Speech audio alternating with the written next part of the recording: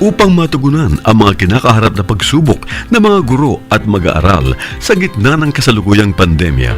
Nagsanib tulong sina Congressman Charlie Cojuangco ng unang distrito ng Tarlac, DEPED Region 3 Regional Director Dr. May B. Eclar at Tarlac Schools Division Superintendent Dr. Ronaldo Pozon para sa isang napapanahong proyekto na tinaguriang Project Shine, Aral TarlakHenyo.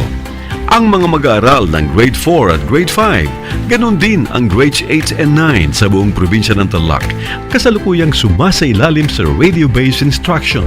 Katuwang ang himpilang DZTZ 828 kHz AM at RTV Tarlac, Channel 26. Ang Tarlac po nangunguna po ngayon pagdating po sa radio-based instruction. Marami pong humahanga sa atin. I'm very happy this station, itong DCTC, could reach the whole of Region 3. Hindi natin alam, we are contributing. We are creating a very big dent in the history of Philippine education. And I am proud. I am here in Tarlac. This is the noble cause of education in which you and I, without you knowing it, we are bound to do.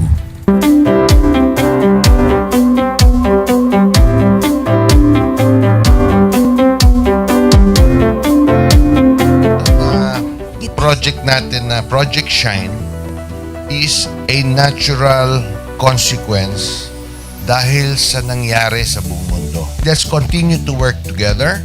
I think it's very Filipino to practice bayanihan in anything or most of the things that we do. And this is a manifestation of that. No? We have private sector, we have DEPED, we have local government, all working together. And I hope the parents of some of these children, especially the parents that did not graduate from school or hindi nakapag-aral nung sila ay bata, sana naman gamitin na nila itong opportunity na mag-schooling na rin sila kasama ng mga anak nila para mag-bonding pati ang mga magulang sa mga bata. I look at this as doing God's work. Diba? So if you do God's work, it feels right. It's righteous. It's for good, not for evil. Good morning and happy learning, grade 4. Welcome to Aral TarlakHenyo here on RTV Tarlac, Channel 26. Simulcast over DZTZ 828. Radio Filipino Tarlac. I am Teacher Mercy Pacheco Bognot. This is Alistair Aidatu. I am Marie Josephine B. Andrade. I am Teacher Princess Marie M. Dueñas, and I will be your teacher broadcaster for today.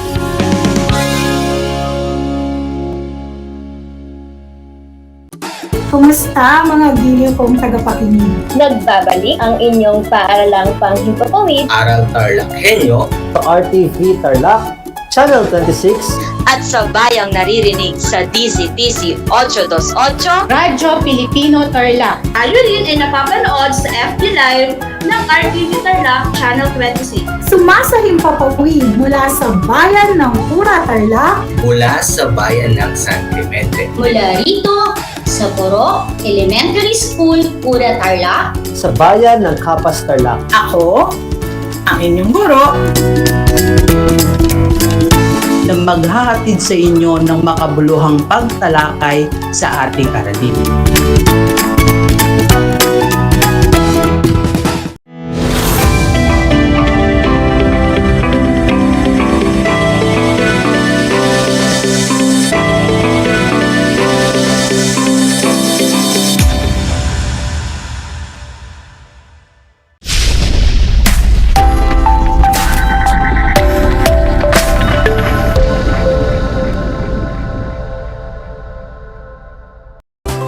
Welcome sa ating Project Shine, Aral TarlakHenyo ng Schools Division of Tarlac Province.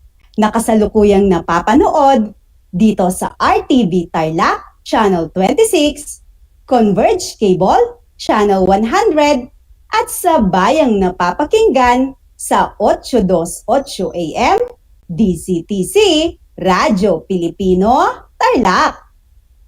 Magandang buhay, mabuting tao! Kamusta kayo, mga giliw naming tagapakinig? Ang aking pagbati at paghanga sa inyong pagpapahalaga sa edukasyon at pagpupursiging matapos ito ng nagtatagumpay sa kabila ng hamon ng pandemya. Ako ang inyong guro sa edukasyon sa pagpapakatao, ika-4 na baitang, Ginang Mabel C. Manaloto, sumasahing papawid mula sa bayan ng Kamiling. Nasasamahan at gagabayan ka sa Most Essential Learning Competency na nakapagpapakita ng pagkamahinahon sa damdamin at kilos ng kapwa tulad ng pagpili ng mga salitang di nakasasakit ng damdamin sa pagbibiro. Natitiyak kong kayo ay handang-handa na mga anak sa pagpapatuloy ng ating aralin sa araw na ito. Maging alerto at listo sa anumang impormasyong magbibigay sa atin ng inspirasyon, pag-asa at aral sa buhay na makatutulong sa pagiging mabuting tao. Bago natin simulan ang bago nating leksyon, nais ko munang ipaalala kung natatandaan nyo pa ang inyong tinalakay noong nakaraan. Natatandaan nyo pa ba ang mga ito? Mabuti naman kung oo ang inyong mga kasagutan. Ang inyong tinalakay ay tungkol sa pagpapakita ng pagkamahinahon sa damdamin at kilos ng kapwa tulad ng mga salitang di nakakasakit sa taong kausap. Tatanungin ko ulit kayo mga anak, paano ba kayo makipag-usap sa inyong kapwa? Kayo ba ay magalang? Kayo ba ay mahinahon? Kung oo ang inyong mga kasagutan, mahusay mga anak. Dahil ang pagiging magalang at mahinahon kapag may taong kausap ay nagpapakita lamang na kayo ay isang mabuting bata. Ngayon ay magkakaroon tayo ng maikling gawain tungkol sa nakaraang aralin. Maaari ninyong i-type ang inyong mga kasagutan dito sa chat box. Ilagay o i-comment lang ang like kung ang mga sumusunod na pangungusap ay tama at sad face naman kung mali ang mga ito. Kung handa na, simulan na natin. Para sa unang bilang, kausap ni Ella ang kanyang kaklasing mahina ang pandinig. Kaya sinabihan niya ito ng bingi. Kung ang sagot nyo ay sad face, kayo ay tama. Ikalawang bilang, mahinahong nagpaliwanag si RJ sa kaniyang kausap na si Lito tungkol sa kanilang gagawing proyekto dahil hindi niya ito maintindihan.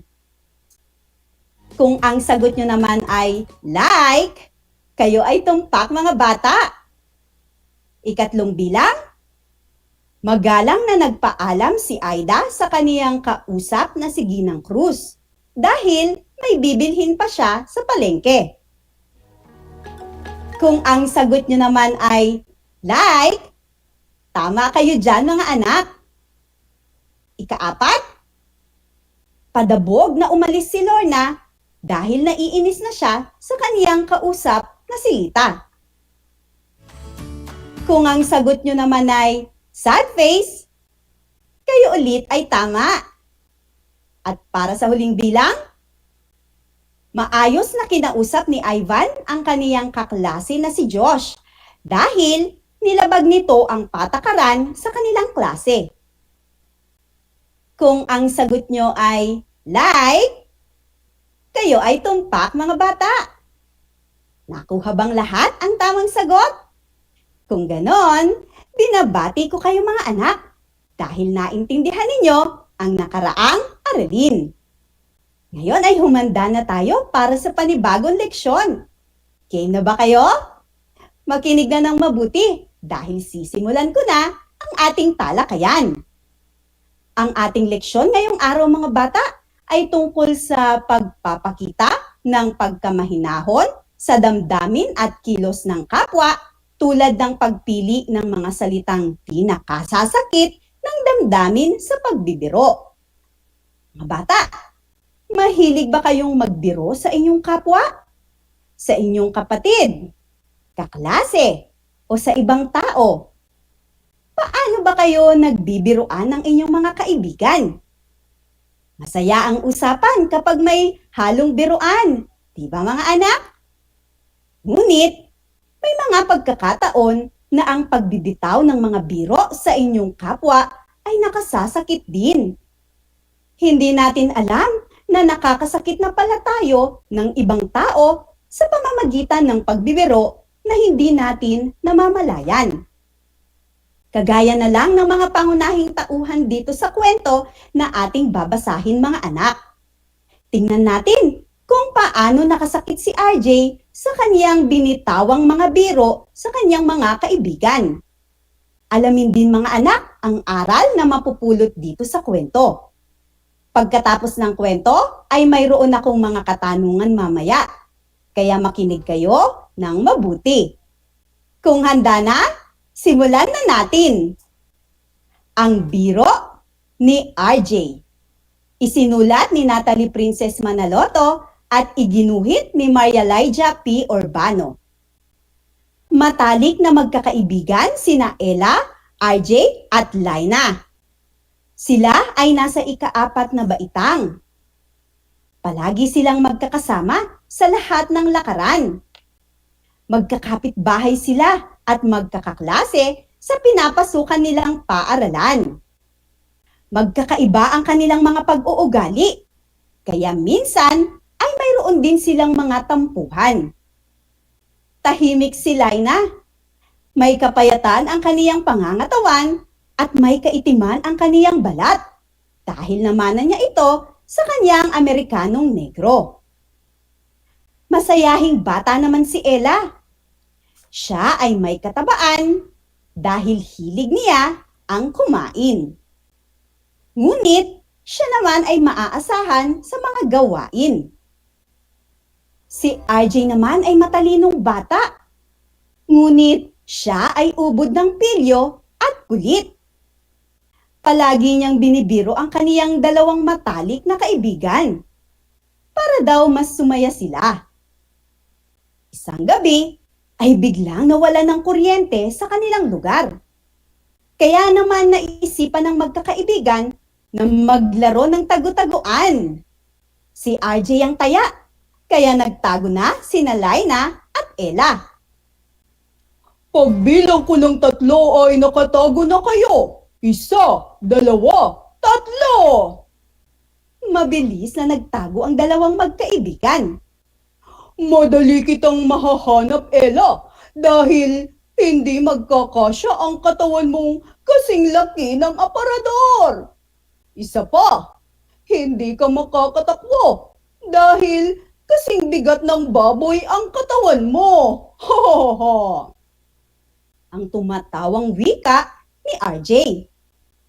Ikaw naman, Laina, kahit negra ka ay mahahanap pa din kita dahil maliwanag ang buwan. Hindi mo din ako mauunahan sa pagtakbo dahil ihipan ko lang ang payatot mong katawan ay tiyak na matutumba ka na. Ang sigaw naman niya upang biruin ang isa niyang kaibigan. Samantala ay nagkasundo sina Laina at Ella na huwag nang magpakita kay RJ dahil nasaktan sila sa binitawang biro ng kanilang kaibigan. Nagtaka naman si RJ nang hindi mahanap ang kaniyang dalawang kaibigan, kaya nagpasa siyang umuwi na lang. Kinabukasan ay pinuntahan ni RJ ang kaniyang kaibigan. Nagtaka siya nang hindi man lang siya kausapin ng mga ito. Kahit anong gawin niyang pagpapapansin ay parang wala silang naririnig. Ano ba ang kasalanan ko sa inyo? Bakit bigla na lang kayong nawala sa laro natin kagabi? Bakit hindi niyo ako pinapansin? Ang tanong niya sa dalawa niyang kaibigan. Hindi maganda ang mga sinabi mong biro sa amin kagabi. Hindi mo alam na nakasasakit ka na ng kapwa mo sa mga binibitawan mong biro. Ang nagpapaliwanag na wika ni Ella. Oo nga, dapat isipin mo muna ang mga sinasabi mo kasi hindi magandang ugali yan. Kung ipagpapatuloy mo yan, ay mawawalan ka ng mga kaibigan. Ang pagsang-ayon naman ni Laina. Napag-isip-isip naman ni RJ na tama ang kaniyang dalawang kaibigan. Masyado ngang masakit ang sinabi niyang biro sa mga ito. Mawawalan siya ng kaibigan at siguradong mapapagalitan siya ng kaniyang mga magulang kapag nalaman nila ang kanilang ginawa. Patawarin niyo ako sa ginawa kong pagbibiro sa inyo. Talagang mali ang aking ginawa. Pangako na hindi ko na uulitin.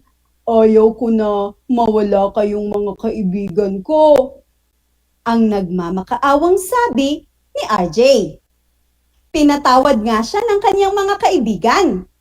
At mula noon ay hindi na niya inulit ang pagbibitaw ng mga birong nakasasakit sa kanyang kapwa. Mga bata, nagustuhan niyo ba ang kwento na ating binasa? Kung oo ang mga sagot ninyo, halina at atin ang sagutan ng mga katanungan. Maaari ninyong i-type muli ang inyong mga kasagutan dito sa chat box.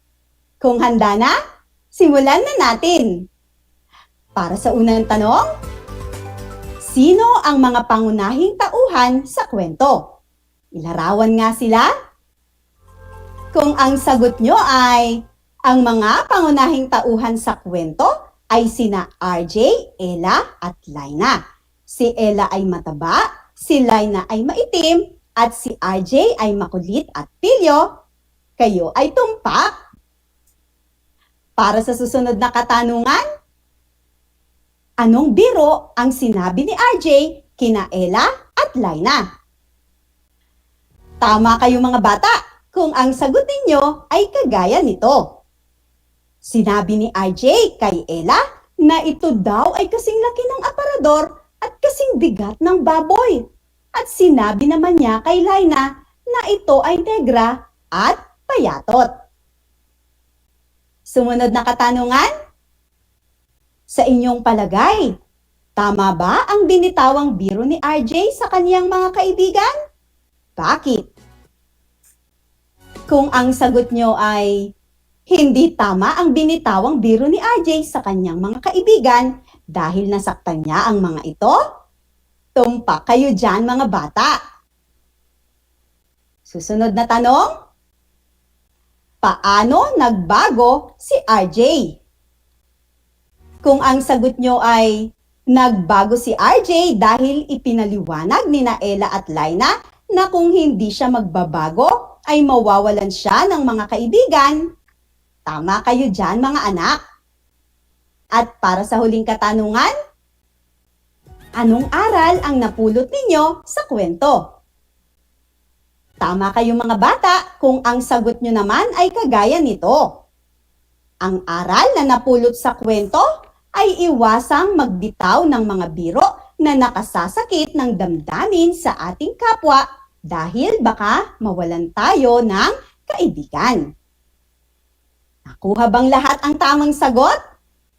Kung ganon, binabati ko kayong muli dahil nakinig kayo ng mabuti. Mga bata, ang pagbibitaw ng mga biro na nakasasakit sa ating kapwa ay isang nakakainis na ugali. Kung akala mo na ito ay nakakatuwa, ay isang malaking pagkakamali ito. Alam nyo ba na maraming bata ang ayaw pumasok sa paaralan dahil lagi daw silang binibiro ng mga nakasasakit ng kanilang kaklase? Maituturing itong isang bullying na talaga namang ipinagbabawal sa mga paaralan. Nakaranas na ba kayong biruin ng masakit na salita ng kapwa ninyo? Ano ang naramdaman ninyo? Masakit at nakakainsulto, di ba? Kaya mga anak, Narito ang mga dapat ninyong tandaan sa pagpili ng mga salitang di nakasasakit ng damdamin sa pagbibiro. Una, mag-isip muna kung ang mga sasabihin mo ba ay makapagpapatawa sa iyong kapwa o makapananakit sa kanya. Isiping mabuti bago magbitaw ng biro dahil kapag ikaw ay nakapanakit na, ay hindi mo na ito mababawi pa. Makakasakit ka ng hindi mo sinasadya. Magkakaroon ng taong may galit sa iyo at higit sa lahat, nakagawa ka ng kasalanan sa iyong kapwa.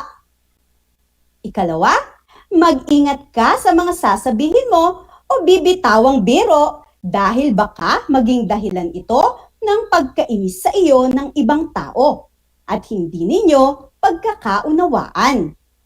Ang pagiging taklesa o prangka sa pagbibitaw ng mga biro ay lubhang nakasasakit ng loob. Kaya naman, dapat na ikaw ay mag-ingat upang hindi ka magkaroon ng taong katampuhan at kaaway. Sa panahon ngayon ay kaibigan ang kailangan natin upang maging karamay sa mga problema. Kaya iwasan natin ang magbiro ng masasakit upang hindi tayo magkaroon ng kaaway.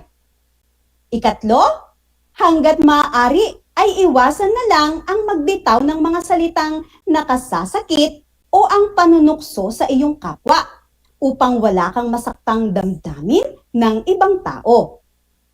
At panghuli, kung halimbawang ikaw ay nakapanakit na sa birong iyong binitawan sa kapwa mo, ay humingi ka ng sinserong patawad at mangako na hindi mo na ito uulitin.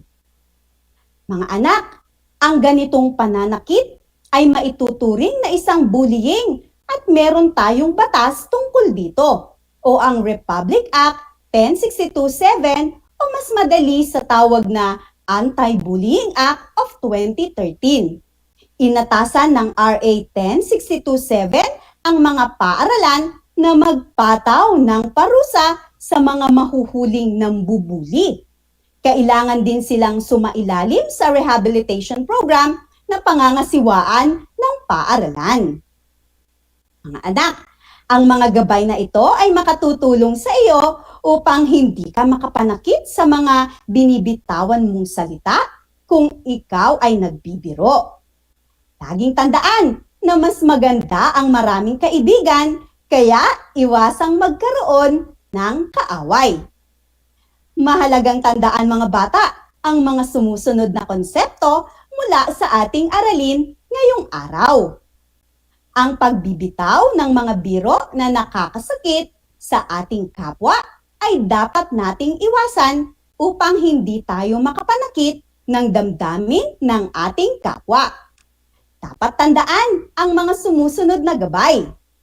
Una, mag-isip ng mga buti sa mga birong binibitawan upang hindi makapanakit ng damdamin. Ikalawa, mag-ingat sa mga sasabihing salita na hindi nakakasakit. At ikatlo, humingi ng tawad kapag ikaw ay nakapanakit sa iyong pagbibiro. Isang talakayan na naman ang malapit ng matapos. Ako ay masayang-masaya sa ipinapakita ninyong aktibong pakikibahagi sa ating aralin ngayong araw. Higit sa lahat ang inyong pagmamahal sa edukasyon. Ipagpatuloy ang kagandahang asal na ito mga anak, hakbang tungo sa katuparan ng inyong mga pangarap sa hinaharap. Sa puntong ito, panahon na upang alamin kung kayo ay may natutunan sa pamamagitan ng munting pagsusulit. Sa lahat ng mga nanonood sa FB Live, gamitin ang FB chat box para sa inyong mga kasagutan. Ihanda naman ang panulat at sagutang papel sa lahat ng mga nanonood sa telebisyon at nakikinig sa radyo. Para sa unang gawain, isulat o i-comment ang check kung ang pangungusap ay nagpapakita ng tamang pagpili ng mga salitang di nakasasakit ng damdamin sa pagbibiro at X naman kung mali ito. Unang bilang, iniisip muna ni Ayen ang mga birong binibitawan sa mga kaibigan niya kung nakakasakit ba ito o hindi. Kung ang sagot nyo ay check, kayo ay tama. Ikalawa, basta na lang nagbibitaw ng mga birong nakasasakit si Anton sa kaniyang mga kaibigan para daw mas sumaya ang kanilang kwentuhan. Kung ang sagot nyo naman ay X, kayo ay tama. Ikatlo, nasaktan ni Ana si Harry sa kaniyang binitawang biro. Kaya naman, humingi siya ng tawad dito. Kung ang sagot nyo ay check, tama kayo dyan mga anak. Ikaapat, bibiruin sana ni Frenchie si Steph dahil ito ay tumaba ng husto. Ngunit hindi na lang niya itinuloy dahil baka masaktan ito. Kung check ulit ang mga sagot ninyo, kayo ay tama. Ikalima, gustong biruin ni Ana ng payatot ang kaibigan niyang si Ayla dahil sa sobrang payat na nito. Ngunit hindi niya itinuloy dahil alam niyang makasasakit siya. Kung ang sagot nyo ay check, kayo ay tama. Para naman sa susunod na gawain, isulat lamang ang tama kung ang pangungusap ay wasto at mali naman kung hindi. Unang bilang, humingi ng tawad kapag may nasaktang tao dahil sa birong binitawan. Kung ang sagot nyo ay tama, tumpak kayo dyan mga anak. Ikalawang bilang, mag-isip ng mga mabuti sa mga birong binibitawan upang hindi ka makapanakit ng damdamin ng kapwa. Kung ang sagot nyo ay tama, kayo ay tumpak. Ikatlong bilang, dapat mag-ingat ka sa mga sasabihin mo o bibitawang biro dahil baka maging dahilan ito ng pagkainis sa iyo ng ibang tao at hindi ninyo pagkakaunawaan. Kung ang sagot nyo ay tama, kayo ay tumpak. Ikaapat, iwasan ang magbitaw ng mga salitang di nakasasakit o ang panunukso sa iyong kapwa upang wala kang masaktang damdamin ng ibang tao. Kung ang sagot nyo ay tama, tumpak kayo dyan mga anak. At para sa huling bilang,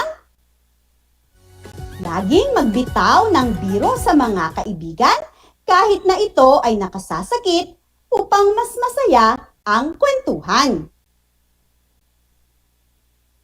Tumpak kayo mga anak kung ang sagot nyo naman ay mali. Binabati ko kayong lahat mga anak sapagkat natitiyak kong nakuha ninyong lahat ang tamang sagot sa ating pagsusulit. Mula sa akin, tanggapin ninyo ang mga salitang magaling at mahusay, mabuting tao, mga bata. Ako ay naghanda ng mga gawain at refleksyon sa inyong learning activity sheets. Inaasahan ko na ito ay inyong sasagutan ng buong sigasig at sa abot ng inyong makakaya. Sakali man na kailanganin ninyo ang patnubay ng inyong kapamilya at guro, huwag kayong mag-atubiling sila ay tawagan upang kayo ay magabayan ng tama. Panalangin ko na anumang konsepto, higit lalo ang mga aral sa buhay na inyong natutunan sa araw na ito ay inyong maisa sa buhay sa araw-araw.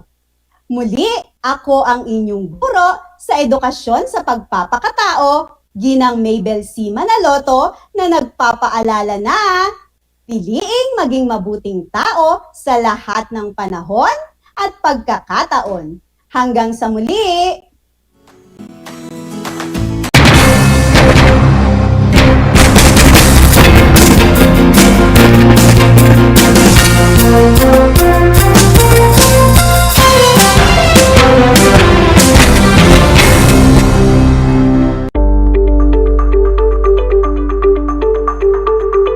Sa pagnanais na mapigilan ang ating pamahalaan ang pagdami ng bilang ng mga kaso ng COVID-19, binuo ang One Hospital Command Center o OHCC upang mas mabilis na matugunan ang medikal na pangangailangan ng ating mga kababayan.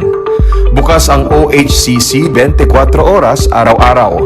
Tumawag lamang sa mga hotline nito sa 0919-977-3333 o 0915-777-7777 o 02-886-50500. Maaari ring i-download ang Pure Force Citizens app sa Android o iOS upang mabilis na matugunan ang sinumang nangangailangan. Layon din ng OHCC na maiwasang mapuno ang kapasidad ng bawat ospital. Kaya't kung ikaw ay kinakailangang tumawag sa OHCC, mabibigyan ka ng libreng preliminary consultation. Para sa mga nangangailangan ng emergency quick response, makikipag-ugnayan ang OHCC sa DOH Bed Tracker at sa mga ospital upang makahanap agad ng pinakamalapit na bakanteng ospital. Ang transportasyon o ambulansya naman ng ospital na inirefer ng OHCC sa pasyente ang siyang susundo sa bahay nito. Kaya't kapag ikaw ay nakakaranas ng anumang sintomas ng COVID-19 o nangangailangan ng agarang tulong medikal, tumawag lamang sa OHCC at handa silang tumulong sa lahat ng oras.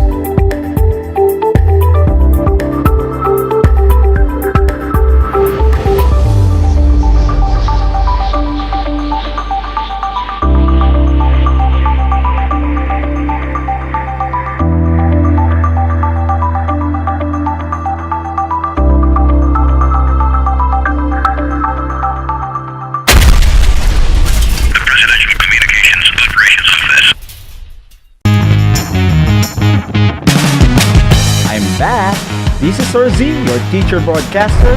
Magandang araw mga kapantas!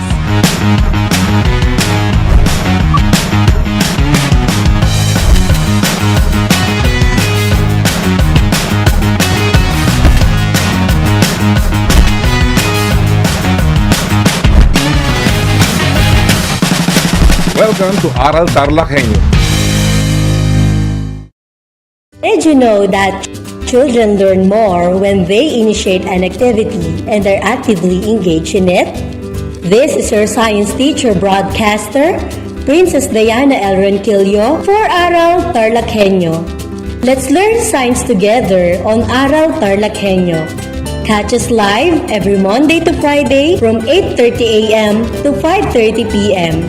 Watch Aral TarlakHenyo on RTV Tarlac, Channel 26, simulcast over Radyo Pilipino, DZTC 828 kHz, and streamed live on FB page and YouTube channel of RTV Tarlac, Channel 26.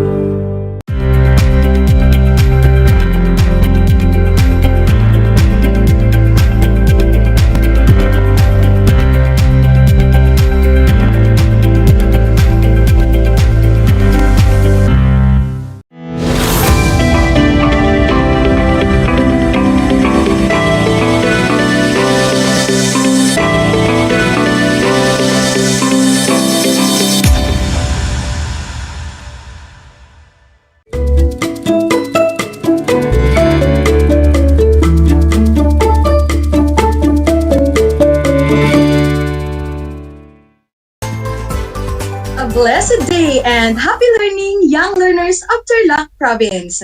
Welcome back to Aral TarlakHenyo here on RTV Tarlac, Channel 26 and 100 for Converge Cable subscribers. Simulcast over DZTC 828 Radio Pilipino Tarlac. Today is December 1, 2021 and we are now on our Quarter 2 second episode of our third week of learning. I am Marian Janice Vitabile, but you can call me Teacher Ian, and I am here to give you this remote live broadcast all the way from the municipality of Anao, province of Tarlac. And good morning also parents and guardians who are with us on the radio, on TV, and on Facebook live stream. All right, So prepare yourselves for another episode of Broadcast Learning. And for today, body structures help animals adapt and survive in their particular habitat is our lesson. So before we go over our lesson, make sure you are comfortable on your seats and in front of you is your science notebook, pen, and science for quarter 2 module 3 entitled Body Structure of Animals for Adaptation and Survival. Get ready with yourself because another learning adventure is about to begin. And if you have questions or clarifications on our episode, feel free to send your message to your teacher, advisor, or you can ask the help of your guardian.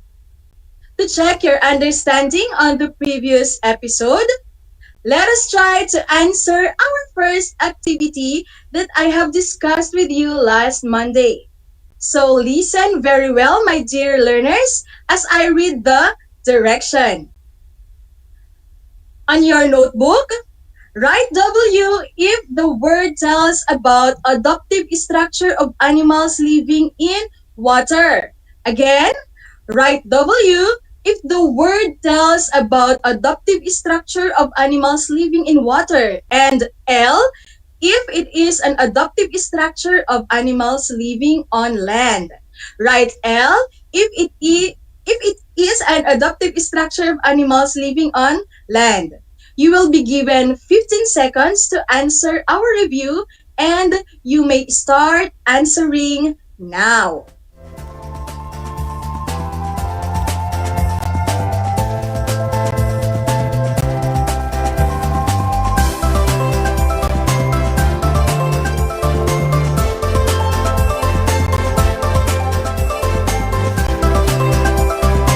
Alright, for item number 1, gills and fins.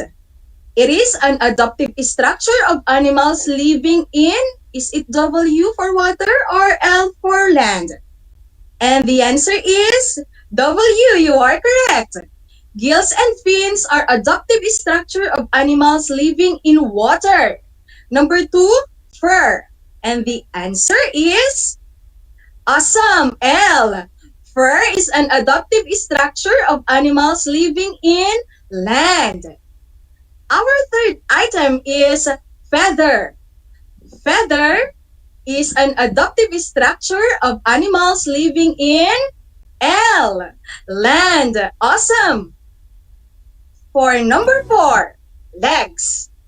The correct answer is L. Legs is an adaptive structure of animals living in land. Finally, our item number 5. Wings is an adaptive structure of animals in, let's see if you will get a perfect score. Land, letter L. I am so proud of you, my dear learners, for accomplishing this activity. That only shows that you understood the lesson that I have discussed with you last Monday.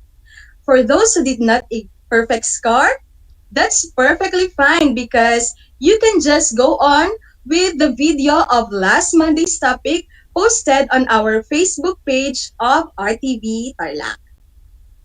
So for today's lesson about body structure of animals for adaptation and survival, second episode, you are expected to infer that animals have different body structures that make them adapt in water and on land. You are also expected to compare the body movements of animals in their habitat. And finally, at the end of our lesson, you will be expected to identify the different body structures of animals in getting or eating their food and have specialized structures that protect themselves from their enemies. Now, you'll have a deeper understanding as we go on with our lesson. So stay tuned and listen attentively. Children, last Monday, We have learned that animals have different body structures that make them adapt in water and on land. Marine or aquatic animals are animals that lives in water and they have scales, exoskeleton, shell, gills, and fins as their adaptive body structure. Meanwhile, terrestrial animals or the animals that lives inland has fur, feather, wings, legs, and smooth skin as their adaptive body structure. Today, you will learn the different parts of animals for their movement, for food consumption, and protection. Some animals use their legs for walking, running, or swimming, while some animals use wings for flying. Animals use these body parts fast to protect themselves.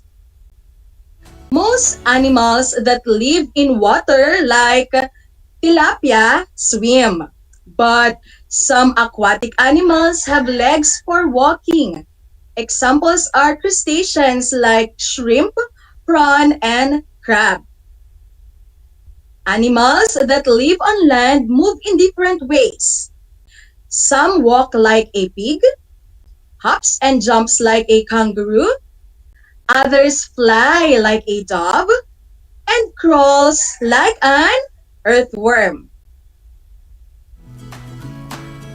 My grade 4 pupils, there are also body parts that animals use for their food consumption or eating. Some animals have paws and claws, beak and teeth, which they use to get food. Examples of animals that has paws and teeth are dog, leopard, cat, and bear. How about you? Will you name animals with these body parts? Great! Children, we also have here some examples of animals with claws and beak, namely dove, parrot, eagle, and crow. Will you name other animals with claws and beak? Well done! Other animals use sucking tube, sticky tongue, and movable jaws in getting their food. Let us see the animals with sucking tubes. And they are mosquito, butterfly, and fleas. And for animals with sticky tongue, we have frog and chameleons. For our examples of animals with movable jaws, we have crocodile, tiger, and shark. How about you kids? Will you name one animal that has movable jaw? All right, I can see your answers at the comment section.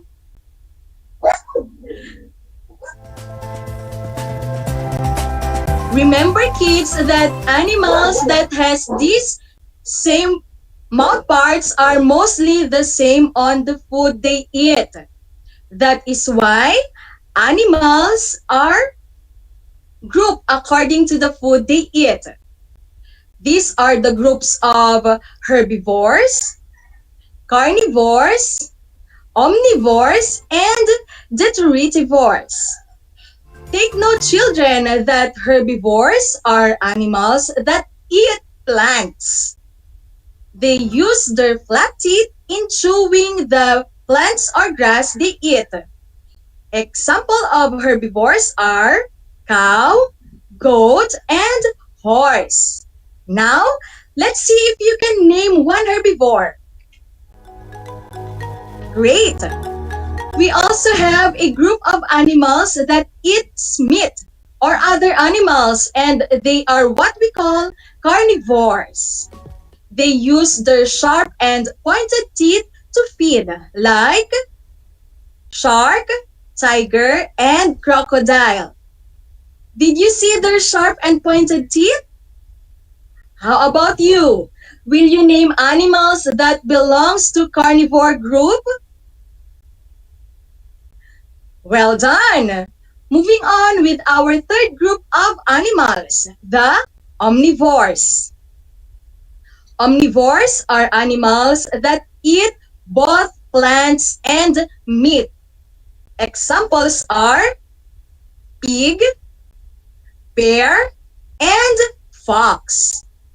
And finally, detritivores.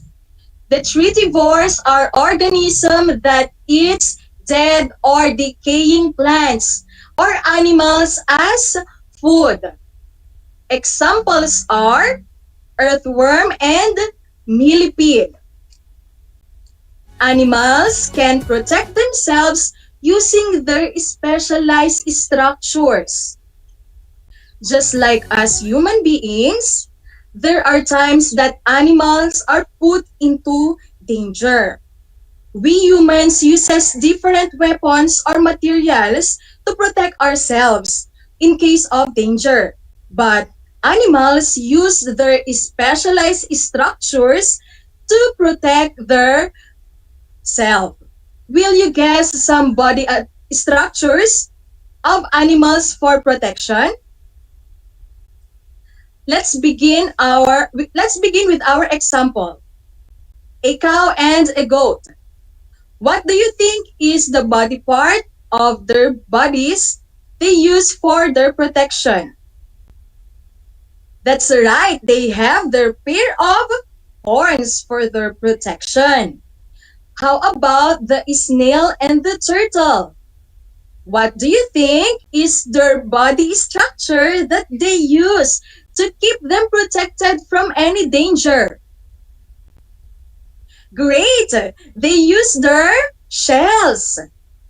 Now, children, let us take a look with the hedgehog, pufferfish, and porcupine. What do you think is their body structure that they use to keep them protected from any danger? Yes, that is right. They have spines that they use for protection, and take note that these sharp spines can puncture skin and inflict pain and danger. So you better be careful, kids, if these animals are around you. All right? So are you still with me? Good to know that, because it is time to practice what you have learned. You will be given 5 seconds in every item to answer it correctly. And right away, we will be checking your answers. For our Facebook viewers, you may type your answers at the comment section. So, are you guys ready? Good! For your activity, turn your modules to page 9, and the direction is on your science notebook. Choose the body part used for getting food of the given animals. Write the letter of the correct answer. And for number 1, what is the body part used for getting food by a chicken? Again, what is the body part used for getting food by chicken? Is it letter A, paws, B, beak, C, feather, D, coxcomb? Write the letter of your answer.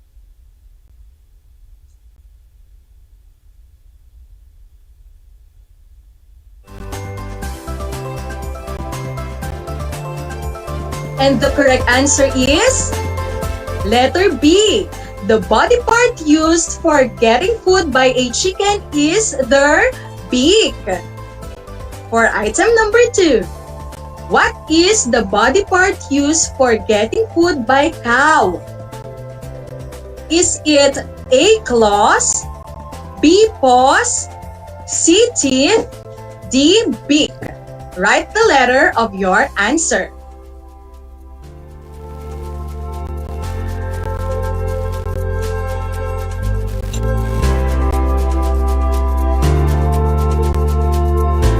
And the correct answer is letter C. Great!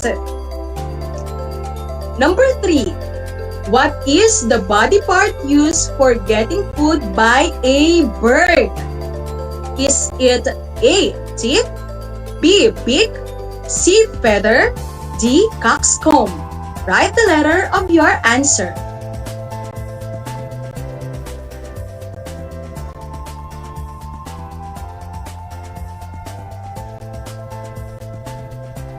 And the correct answer is letter B. Good job! The bird uses their beak to get their food. Fourth item.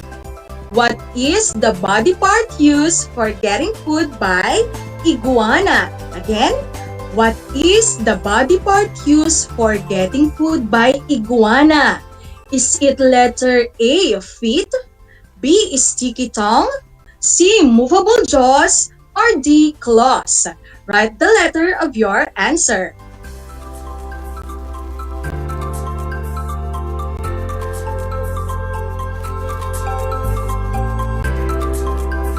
Let's reveal the answer. Letter B. Awesome! The body part used for getting food by iguana is their sticky tongue. Finally, for item number 5, what is the body part used for getting food by a cat?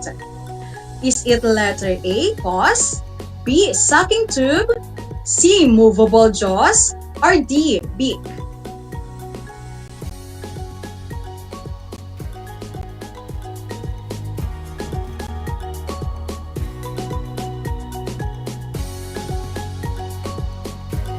And the correct answer is letter A. Cat uses their paws in getting their food. There you have it, learners. Did you get a perfect 5? Then you are super awesome. If your score is 4 and below, that is still a job well done because you still have your chance to show up on our next activity. I believe you are all waiting to answer attentively this another exciting part of our discussion. And I am very sure that you can do this one easily. For our final activity, write the movement of the following animals. Write walk, jump, fly, crawl, or swim. You will be given 25 seconds to answer. Are you all ready? Let us begin.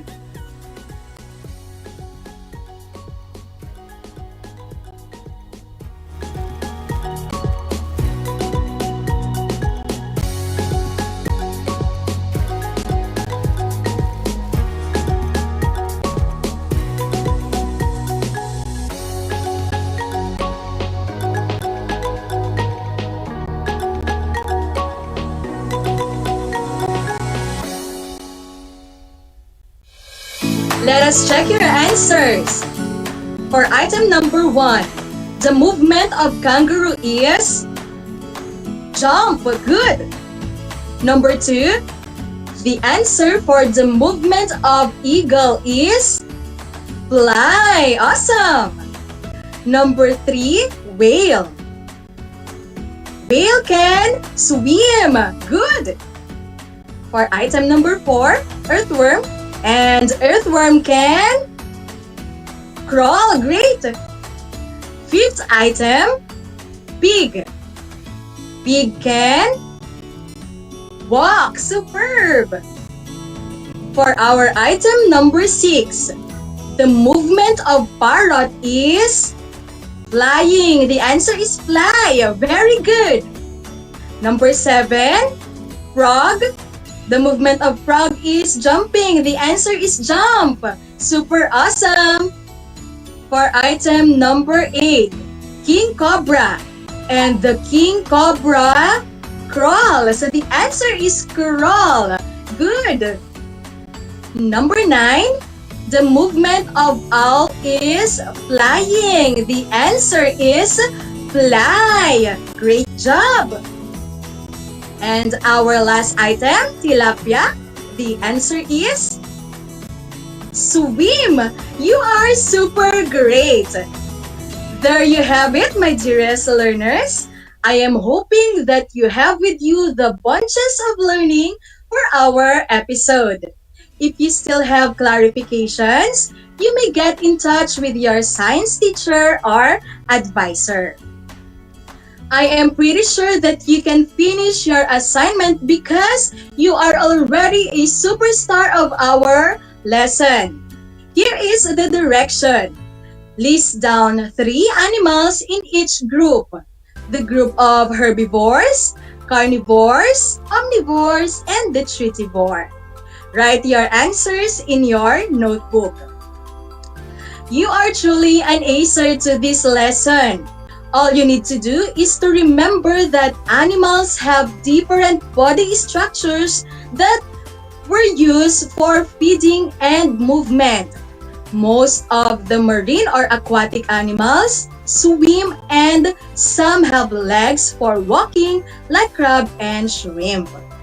Meanwhile, the movement of terrestrial animals are walking, jumping, flying, and crawling.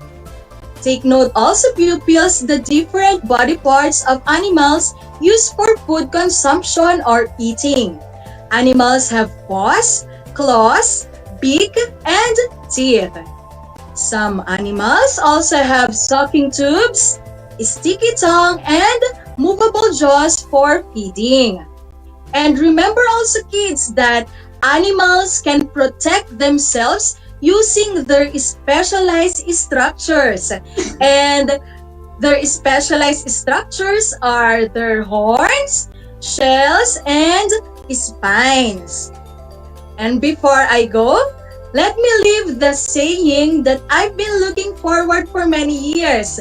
Let us read together, kids. Whatever you do, do it with a grateful heart. Then, excellence will take over. Do not forget to always tune in at Aral TarlakHenyo here on RTV Channel 26 and 100 for converged cable subscribers. And continue learning while we are not in our schools. So, 25 minutes is almost over.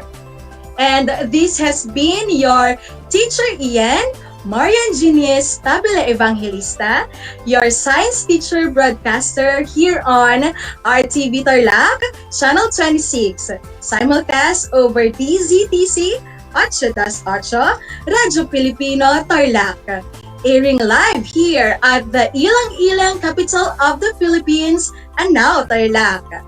Keep safe, everyone, and may the good Lord bless you always. Bye!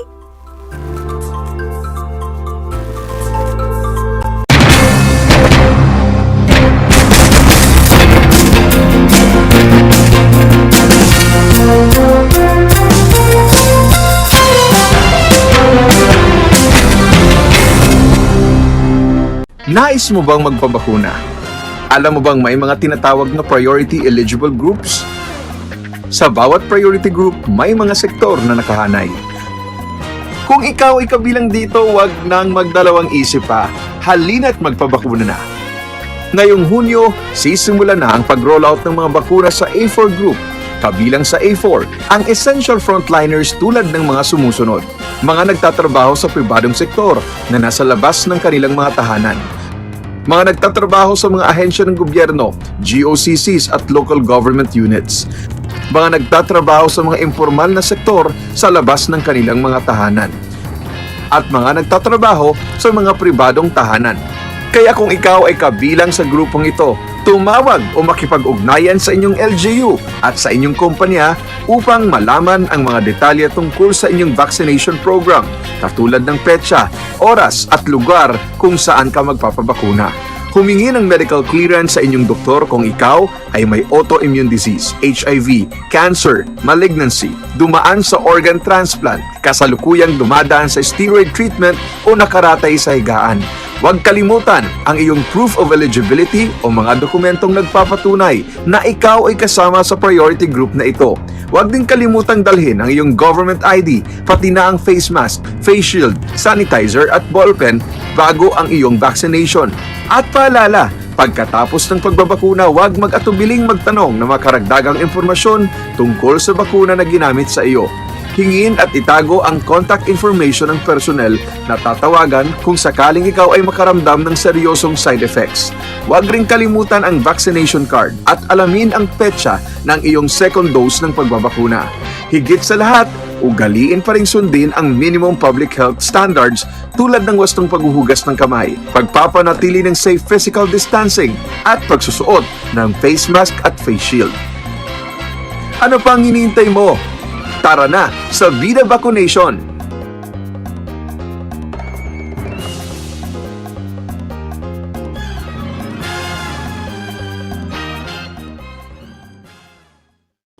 Kumusta mga giliw kong tagapakinig? Nagbabalik ang inyong paaralang panghimpapawid Aral TarlakHenyo sa RTV Tarlac, Channel 26 at sa bayang naririnig sa DCTC 828 Radyo Pilipino Tarlac. Tayo rin ay napapanood sa FB Live ng RTV Tarlac Channel 26. Sumasahimpapawid mula sa bayan ng Pura Tarlac, mula sa bayan ng San Clemente. mula rito sa Puro Elementary School, Pura Tarlac, sa bayan ng Kapas Tarlac. Ako, ang inyong guro,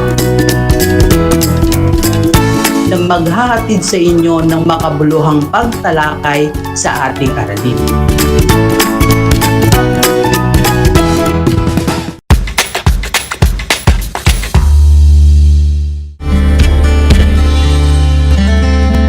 Alam niyo ba na ang Pilipinas ay mayroong 7,641 islands? Mula sa bilang na 7,107 islands, nadagdagan ito ng 534 na isla noong 2017. Tanging 2,000 lamang sa mga islang ito ang natitirhan. Alam niyo na! Yan ang mga isla sa Pilipinas. I'm back! This is Sir Z, your teacher broadcaster. Magandang araw mga kapantas!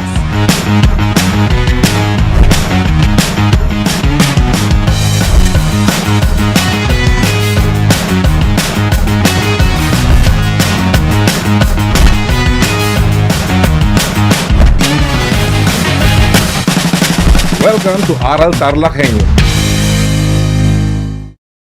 Multiply 1089 by 9, you will get an answer, the exact reverse, which is 9,801.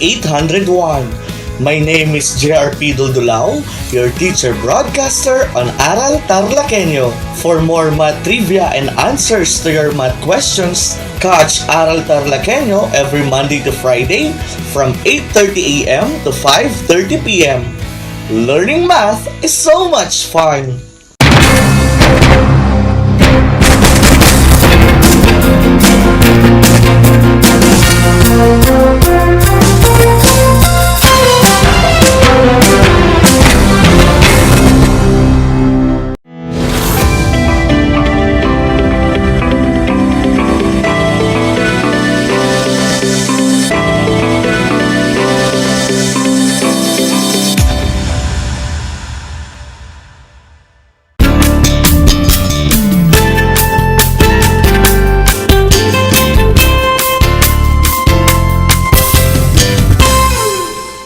Good morning! Welcome to Aral TarlakHenyo here on RTV Tarlac Channel 26. Simulcast over DZTZ 828 Radyo Pilipino Tarlac. We are also seen via Converge Cable TV Channel 100. I am Michelle Amiasay, your teacher broadcaster for Mathematics Grade 4. Broadcasting live here at Ramos Tarlac. Join me in a 25-minute learning experience and discover the wonders of mathematics. Hello and good morning once again, grade 4 learners. Are you ready for another fun and cool learning activity in mathematics? Alright, get ready and join me as we explore a new mathematics lesson this morning. But before we proceed, make it sure that you have beside you the things that you will be needed in our discussion. Please check if you have with you your pen, paper, textbook in Mathematics 4, and of course, your learning activity sheets. If you don't have it yet, I will give you 5 seconds to get those things. Hurry up! Your 5 seconds starts now.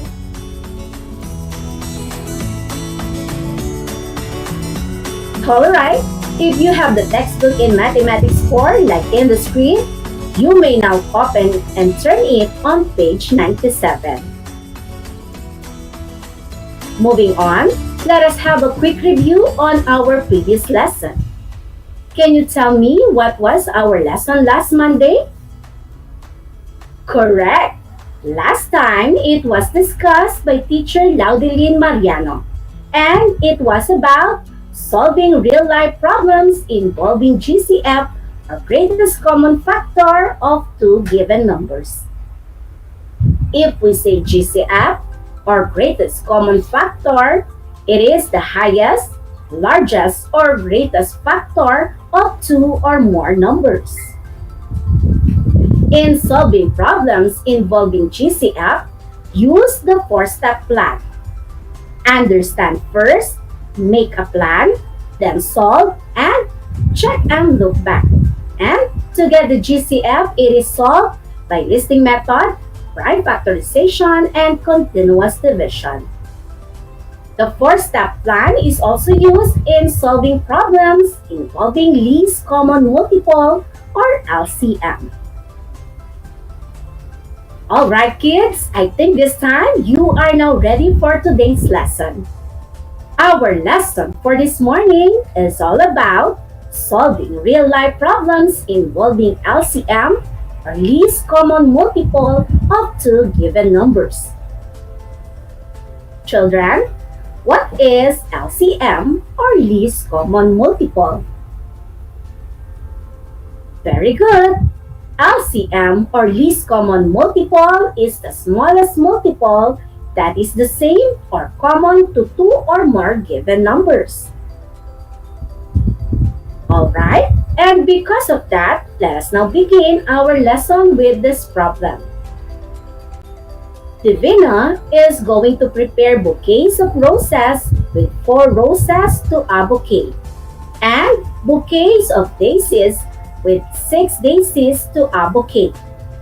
What will be the smallest number of roses and daisies that she will need for her bouquets? What does the problem ask for? Very good! The smallest number of roses and daisies that she will need for her bouquets. In the problem, what are the given facts? Correct! The given facts are 4 roses and 6 daisies. How will you solve the problem? Excellent! By finding the least common multiple, or LCM. What is the word clue that leads us in finding LCM to the problem? Very good! The word clue is the smallest number. We will now solve the problem using 3 methods. Let us start to solve the problem using the listing method. In listing method, we will list some multiples of 2 given numbers, then we will write the common multiples. The smallest common multiple is the LCM.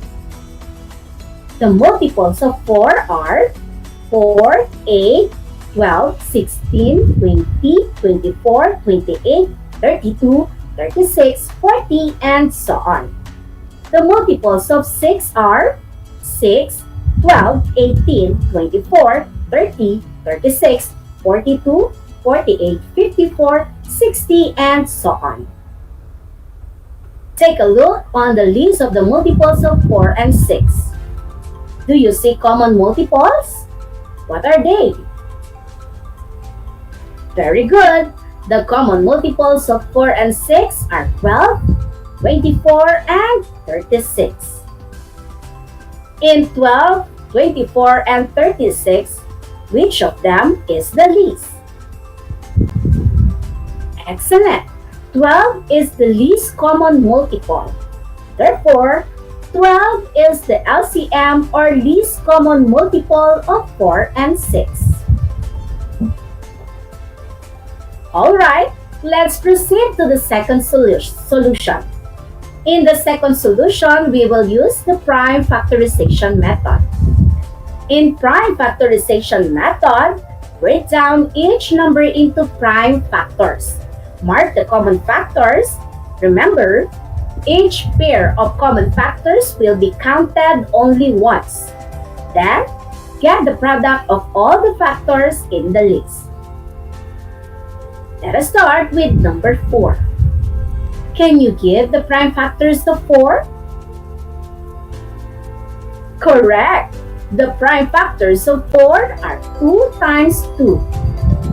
What about the prime factors of 6? Very good! The prime factors of 6 are 2 times 3.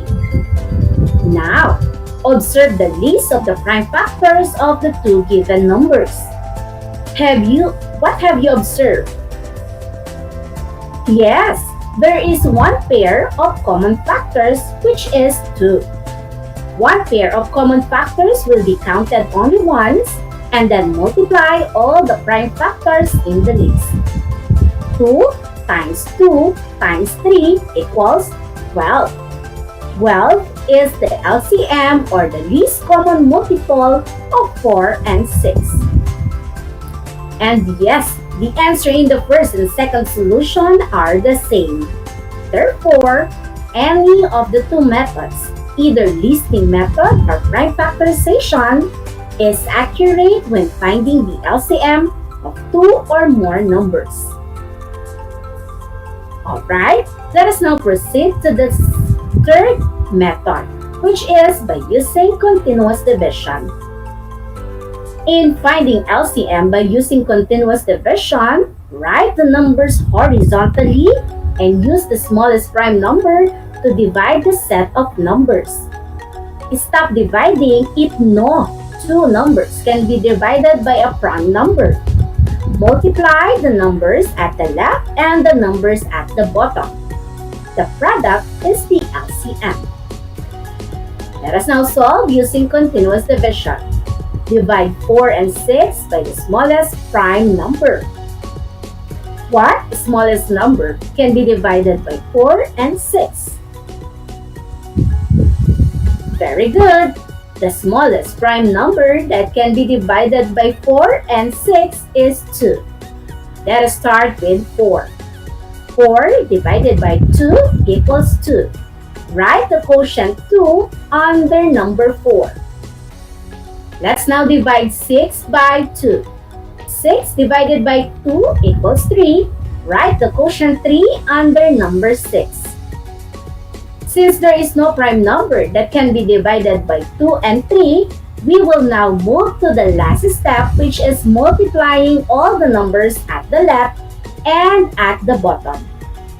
So 2 times 2 times 3 equals 12. 12 is the LCM or the least common multiple of 4 and 6. Therefore, the complete answer for the problem is the smallest number of roses and daisies that she will need for her bouquets is 12. It only proves that any of the three methods you will use will give you the same answer. And please do remember, in solving problems, we will use the 4-step plan. These are understand, plan, solve, and check and look back. In understand, you will answer the questions what is asked in the problem, and you will give the given facts of the problem. And for the plan, you will think on how to solve the problem, It's either by identifying the operations to be used or the methods you will use to solve the problem. After that, you will now solve the problem based on your plan. And to make sure if the answer is correct, you need to check it and look back. Moving on, let us now proceed to the next problem. Daddy is going to pack puto in boxes of 15 and 20 pieces. What is the smallest number of puto that she can pack using the boxes? Again, Daddy is going to pack puto in boxes of 15 and 20 pieces. What is the smallest number of puto that she can pack using boxes? What does the problem ask for? Create the smallest number of puto that she can pack using the boxes. What facts are given? Very good. The facts given are 15 and 20 pieces of puto. How will you solve the problem? Excellent! By finding the least common multiple or LCM. The word clue is the smallest number, that's why it leads us in finding the LCM. Let's now find the LCM by listing some multiples of 15 and 20.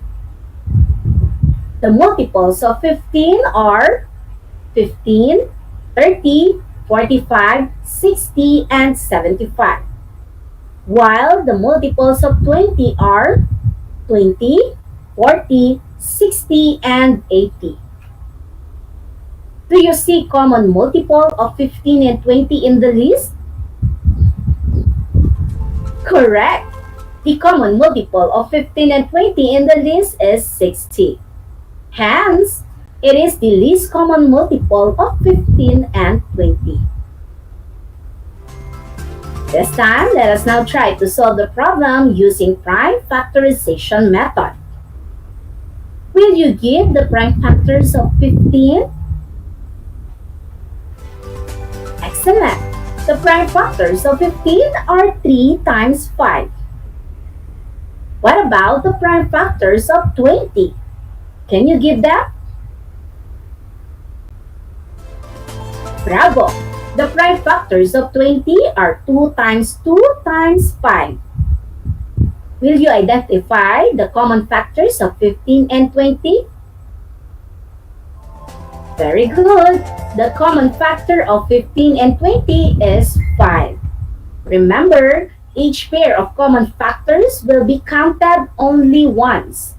Then, get the product of all the factors in the list.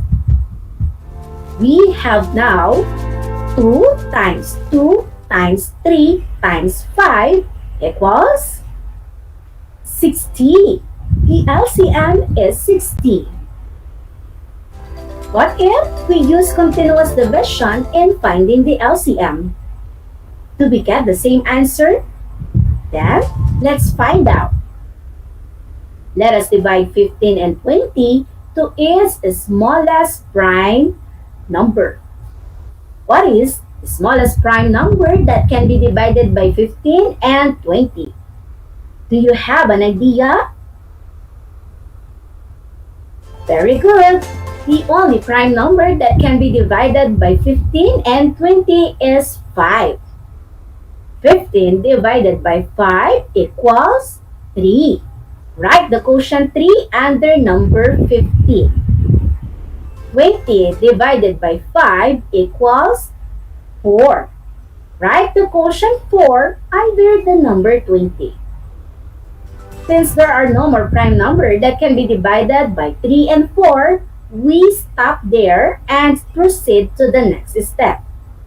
The last step is multiply all the numbers at the left and the numbers at the bottom. So, 5 times 3 times 4 equals 60. The LCM is 60. And yes, all the answers that we get are the same. Therefore, the answer to the problem is the smallest number photo that Daddy can pack using boxes is 60. Alright, now you know how to solve the real-life problems involving LCM of two given numbers. And I think this time, you are now ready to experience and prove to yourself that you are Batang Math Henyo. Please get your learning activity sheets and let us try to answer the problems given in each item. And for those who are watching live on our Facebook page, you may write your answer in the comment box and answer as fast as you can. Are you ready, children? Alright, I will give you 10 seconds to answer every question. The direction says, read the problem and answer the questions that follow. Here is the problem. Mang Andoy is going to put eggs in tray of 6 eggs and 12 eggs. What is the smallest number of eggs that Mang Andoy can put using the trays? Again, Mang Andoy is going to put eggs in trays of 6 eggs and 12 eggs. What is the smallest number of eggs that Mang Andoy can put using the trays? What is asked for in the problem? Your 10 seconds starts now.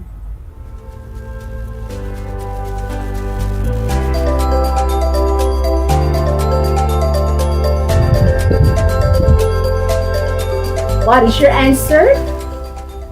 Very good. The answer is the smallest number of eggs that Mang Andoy can put using the trays. For question number 2, what facts are given? Your 10 seconds starts now.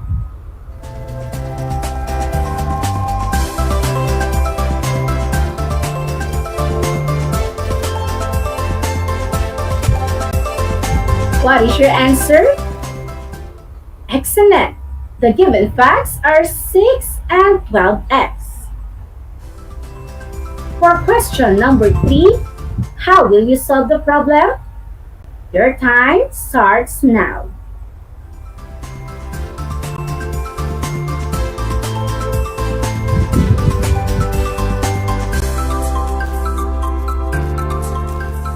What is your answer? Great job! The answer is by finding the LCM or least common multiple. The last question is, what is the answer to the problem? You may use any of the 3 methods in solving the problem. Your 10 seconds starts now.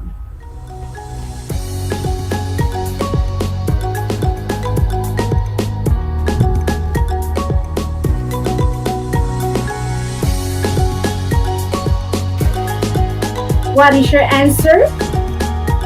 Very good. The answer to the problem is the smallest number of eggs that Mang Andoy can put using the trays is 12. Because the LCM of 6 and 12 is 12. Great job, kids! Let us move to the second problem. In this problem, you will just solve and give the correct answer. Here is the problem. Please listen attentively. A factory is to pack pencils in boxes of 8 and 10 pieces. What is the smallest number of pencils that can be packed using the boxes? Again, a factory is to pack pencils in boxes of 8 and 10 pieces. What is the smallest number of pencils that can be packed using the boxes? Take note. You may use any of the methods you prefer in answering the problem. Your 15 seconds starts now.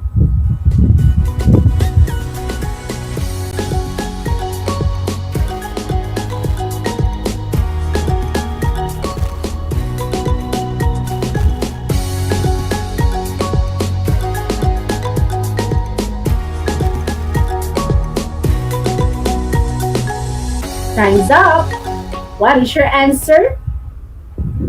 Correct. The answer is the smallest number of pencils that can be packed using the boxes is 40 because the LCM of 8 and 10 is 40. Alright, and for your assignment, please try to answer the activity in your textbook on page 99. Answer the activity, apply your skills, then write your answer on your paper and send your answer to your teacher via messenger or pass it on the date of the retrieval of your modules. And before we end our lesson for this morning, let us recall what you have learned on this session. In finding LCM, you may use the listing method, prime factorization, or the continuous division. Any of the three methods you will use will give you the same answer. And please do remember, in solving problems, we will use the four-step plan. These are understand, plan, solve, and check and look back.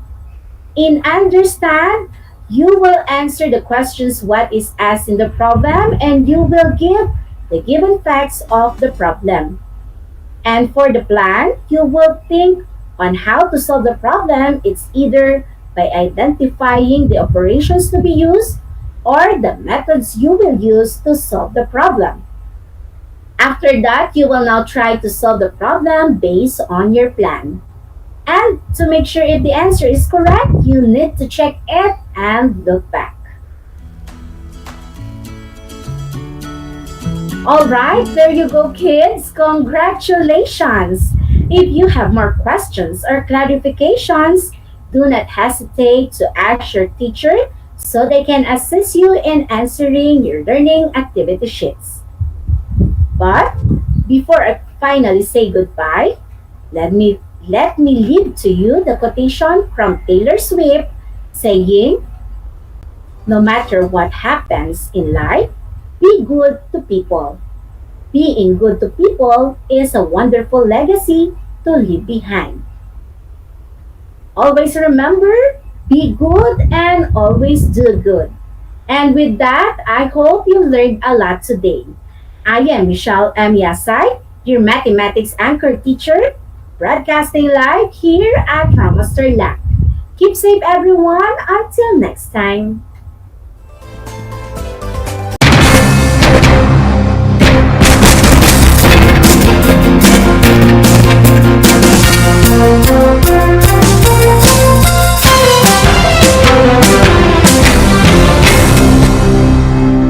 Nais mo bang magpabakuna? Alam mo bang may mga tinatawag na priority eligible groups? Sa bawat priority group, may mga sektor na nakahanay. Kung ikaw ay kabilang dito, wag nang magdalawang isip pa. Halina't magpabakuna na. Simula Hunyo, sisimula na ang pag-roll out ng mga bakuna sa A5 group o ang mga nabibilang sa indigent population. Ito ay ang mga kabilang sa mahihirap na populasyon base sa listahan ng National Household Targeting System for Poverty Reduction o NHTSPR o iba pang verification mechanisms ng local government units. Kaya kung ikaw ay nabibilang sa grupo na ito, tumawag o makipag-ugnayan sa inyong LGU upang malaman ang mga detalye tungkol sa inyong vaccination program katulad ng petsa, oras at lugar kung saan ka magpapabakuna. Humingi ng medical clearance sa inyong doktor kung ikaw ay may autoimmune disease, HIV, cancer, malignancy, dumaan sa organ transplant, kasalukuyang dumadaan sa steroid treatment o nakaratay sa higaan. Huwag kalimutan ang iyong proof of eligibility o mga dokumentong nagpapatunay na ikaw ay kasama sa priority group na ito. Huwag din kalimutang dalhin ang iyong government ID, pati na ang face mask, face shield, sanitizer at ballpen bago ang iyong vaccination. At paalala, pagkatapos ng pagbabakuna, huwag mag-atubiling magtanong na makaragdagang impormasyon tungkol sa bakuna na ginamit sa iyo. Hingin at itago ang contact information ng personnel na tatawagan kung sakaling ikaw ay makaramdam ng seryosong side effects. Huwag ring kalimutan ang vaccination card at alamin ang petsa ng iyong second dose ng pagbabakuna. Higit sa lahat, ugaliin pa ring sundin ang minimum public health standards tulad ng wastong paghuhugas ng kamay, pagpapanatili ng safe physical distancing at pagsusuot ng face mask at face shield. Ano pang hinihintay mo? Tara na sa Vida Vaccination!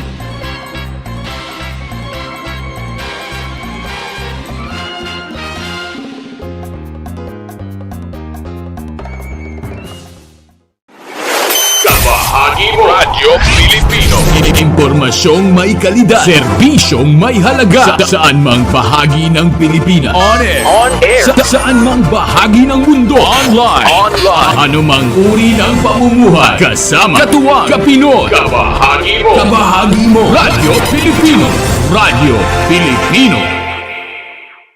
Ang Tagalog ay ang wika ng mga taga-Quezon, Batangas, Bulacan at ng iba pang katutubong nagsasalita nito. Ang Filipino ay ang pambansang wika batay sa tanathana ng 1987 Constitution.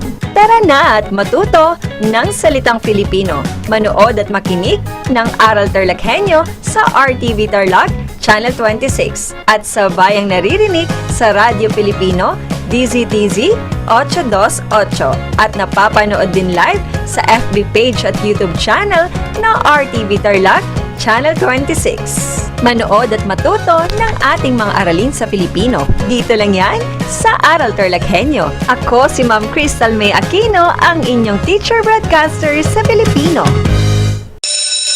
Gutom ka ba sa impormasyon? May namiss ka bang subject at leksyon? Gusto mo bang alalahanin ang nakaraan o dagdagan ang iyong kaalaman? Lahat yan alamin natin because the professor is in. Professor on air and online. Kasama si Professor Willie Perez. Isang oras na kaalaman, isang oras na makabuluhan. Professor on air. Mamangha at tumawa sa mga tips at trivia. Sa gabay at tanong, sagot ka rin niya. Professor on air and online. Kasama si Professor Willie Perez. Tuwing Sabado, alas 10 hanggang alas 11 ng umaga. Mapapakinggan sa Radyo Pilipino at mapapanood sa RTV Tarlac Channel 26. Professor on air.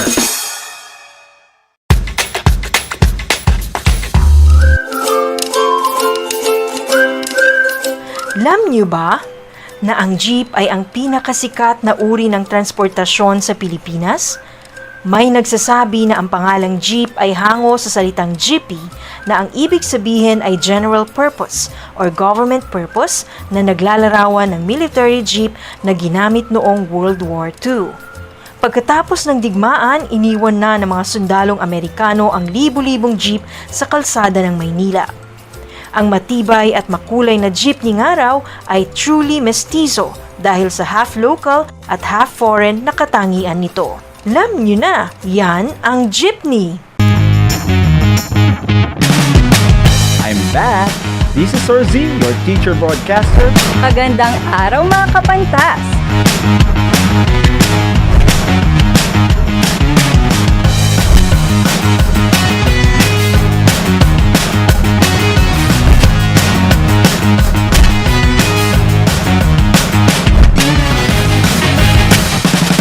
Welcome to Aral TarlakHenyo.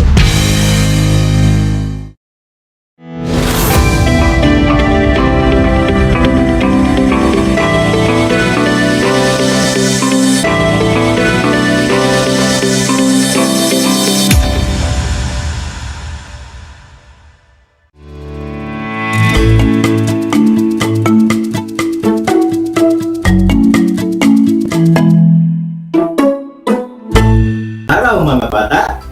Kamusta na kayo? Lalong-lalo na sa mga mag-aaral ng ika-4 na baitang na nanunood at nakikinig sa ating sa araw na ito. Sumasa inyong muli ang Aral TarlakHenyo mula sa RTV Tarlac Channel 26 at sa bayang naririnig sa DCTC 828 Radyo Pilipino Tarlac. Tayo rin ay napapanood sa FB Live ng RTV Tarlac Channel 26 at sa Channel 100 ng Converge Cable TV. Ako, si Sir Alex Mateo Marigmen, ang inyong teacher broadcaster para sa asignaturang Pilipino ng ika-4 na baitang. At si Sir John S. Domingo ang nagsulat ng script. Sumasahimpawid dito sa bayan ng Pura. Samahan niyo ako sa 25 minutong makabuluhang talakayan. Mga bata, handa na ba kayo sa ating bagong aralin? Bago tayo magsimula sa ating mga gawain para sa araw na ito, mangyari lang na ihanda na ang inyong mga learners module at activity sheet at ang inyong papel at mga panulat. Handa na ba ang mga ito? Mabuti naman kung ganon. Siguraduhin na nasa komportableng lugar kayo at maayos na naririnig ang ating broadcast. Kamusta na kayo? Kumain na ba kayo? Mabuti naman kung ganon nang maging alerto at makapagbahagi kayo sa ating talakayan. Alam kong handa na ang inyong isipan upang mas lalong maunawaan ang ating aralin ngayong araw. Ang ating aralin ay base sa Most Essential Learning Competency na nagagamit ng wasto ang pang-uri, lantay, paghahambing, pasukdol sa paglalarawan ng tao, bagay, at pangyayari sa sarili, ibang tao, at katulong sa pamayanan. Ang ating aralin sa araw na ito ay tungkol sa wastong paggamit sa mga antas ng pang-uri. Bago tayo dumako sa ating aralin, alam ko ang iba sa inyo ay maaaring inaantok at tinatamad.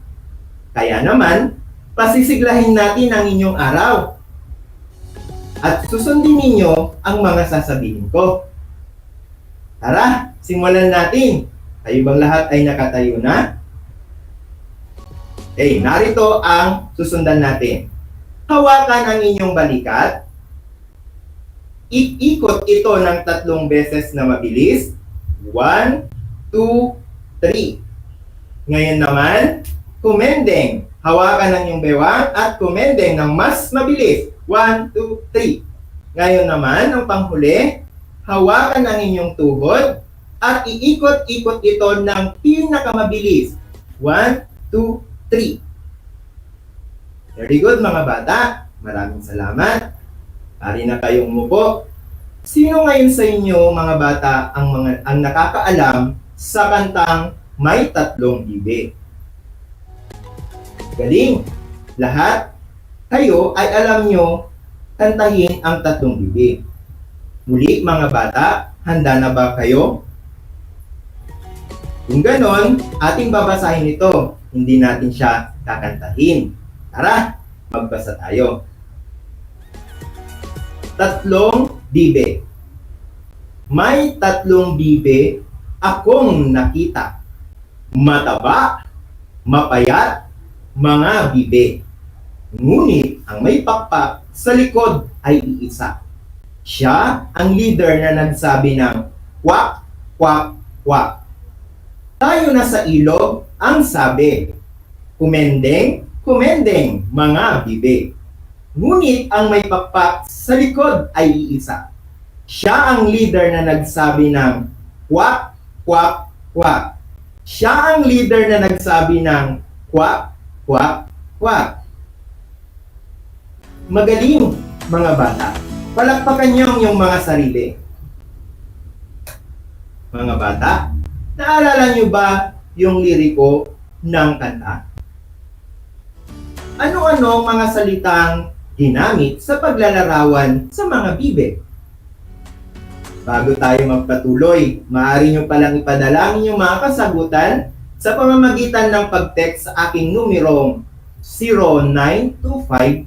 0925-826-1410. O kaya naman magkomento sa ating Facebook live stream. Ulitin ko ang tanong. Ano-anong mga salitang ginamit sa paglalarawan sa mga bibe? Magaling! Ang mga salitang mataba at mapayat ay mga salitang ginamit sa paglalarawan sa mga bibe. Ang mga salitang mataba at mapayat ay mga salitang ginamit sa paglalarawan sa mga DEPED. Ang mga salitang iyon ay napag-aralan na natin noong nakaraan. Di ba mga bata? Ano ang tawag sa mga salitang iyon? Naaalala niyo ba? Inuulit ko. Pwede kayong sumagot sa pamamagitan ng pag-text o pag-komento sa ating Facebook live stream. Ayan, may nag-text sa akin. Babasahin ko, galing kay Alexandra Grace Batolio. Ang sagot niya ay pang-uri. Tingnan natin. So, magaling, Alexandra. Ang pang-uri ay ang salitang naglalarawan sa tao, bagay, hayop, lugar, at pangyayari o pangalan. Magbigay nga kayo ng halimbawa ng mga pangungusap na ginagamit ng pang-uri, mga bata. Muli, iti-check natin ang ating Facebook Live kung may magbibigay ng kanyang pangungusap. Gamitin ang pang-uri. So, may nagbigay ng komento. Mula kay Carlos Sagon, ito ang kanyang halimbawa. Mahirap ang kalagayan ng ilang mamamayan ngayon dahil sa pandemya dulot ng COVID-19. Mahusay, Carlo. Anong pang-uri ang ginamit ni Carlo sa kanyang pangungusap? Tama! Ginamit ni Carlo ang salitang mahirap sa kanyang pangungusap. Isa pang pangungusap mula naman kay Lander Gordovin. Ang sabi niya ay, makulay ang face mask na suot ni Erica. Ano naman ang pang-uring ginamit ni Lander sa kanyang pangungusap? Mahusay! Ang pang-uring makulay naman ang ginamit ni Lander sa kanyang pangungusap. Mahusay ang lahat ng sumubok na sumagot. Naway tama ang mga sagot ninyo. Sa mga hindi naman nagpursige, marahil ay naninibago pa sila sa ating new normal setup. Sa mga hindi ko naman nabasa ang sagot, okay lang yan, mga bata. Marami pa tayong pagkakataong sumagot maya-maya. Kaya tumutok lang sa ating talakayan. Mga bata, anong mga magagandang lugar na sa Pilipinas ang inyong napuntahan? Check natin muli ang ating Facebook Live kung may sumagot. Ayan, may sumagot at ito ay nagmula kay Rohan. Ang sabi niya ay, galing na daw siya sa Baguio City. Sadyang napakaganda nga naman ng Baguio City. Dahil sa mga makukulay na bulaklak at malamig na klima dito, di ba? Mula naman kay Erica, sabi niya, siya daw ay nagpunta na sa Boracay. Wow! Napakagandang lugar naman ng napuntahan mo, Erica. Isang napakagandang lugar ang Boracay dahil sa pino at maputi nitong buhangin. At ang malinis at makulay asul nitong tubig. Mula naman ito kay Troy Martin. Sabi niya, Sir, ako po ay nagpunta na sa Most Essential Learning Tarlac. Marahil lahat kayo nakapunta na rito. Tama nga din naman, di ba? Kahit dito sa ating probinsya ng Tarlac, ay may mga magagandang lugar gaya na lamang ng sinabi ni Troy, ang Monasterio di Tarlac. Mga bata, anong mga magagandang lugar naman dito sa Pilipinas ang nais nyong mapuntahan? Check natin muli ang ating Facebook Live para sa mga sagot ninyo. Ayun, sabi ni Sydney, ang nais niya daw puntahan ay sa Bicol upang makita daw niya ang Bulkang Mayon. Ayan, Batangas naman daw ang gustong puntahan ni Matt upang makita daw niya ang Bulkang Taal. Ngayon, mga bata, huwag kayong mag-aalala sapagkat maya-maya tayo ay mamamasyal. Tama ang narinig nyo mga bata. Mamamasyal tayo mula sa teksto na ating babasahin mamaya. Ngunit, bago ang lahat, sagutin muna natin ang talasalitaan na makikita nyo sa inyong mga screen para lubos ninyong maintindihan ang laman ng teksto na aking babasahin. Ngayon mga bata, narito ang panuto. Hanapin ninyo sa hanay B ang katumbas na kahulugan ng mga salitang nasa hanay A. Isulat ninyo ang letra ng inyong sagot sa inyong mga kwaderno. Mula sa hanay A, number 1, tanawin. Number 2, maluwang. Number 3, malimit. 4, Bicolana. 5, dadalawin. Mula naman sa hanay B, A, pupuntahan. B, babaeng taga Bicol. C, madalas. D, malawak. E, makikita sa labas o sa ibang lugar. Tara, iwasto natin ang inyong mga sagot. Ang sagot mo ba sa number 1 ay titik E? Tama ka. Ang kahulugan ng tanawin ay makikita sa labas o sa ibang lugar. Sa number 2, letter D ba ang iyong sinagot? Tama, ang kahulugan ng maluwang ay malawak. Sa number 3, ano naman ang kahulugan ng malimit? Tama, letter C, madalas. Number 4, Bicolana. Ang sagot naman ay B, babaeng taga Bicol, at ang panghuli, dadalawin, ang kahulugan niya ay pupuntahan. Ayos! Nakuha niyo rin ang mga tamang sagot. Halina kayo at mamasyal na tayo.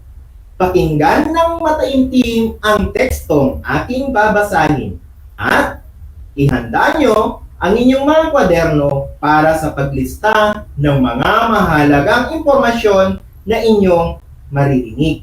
Handa na ba kayo?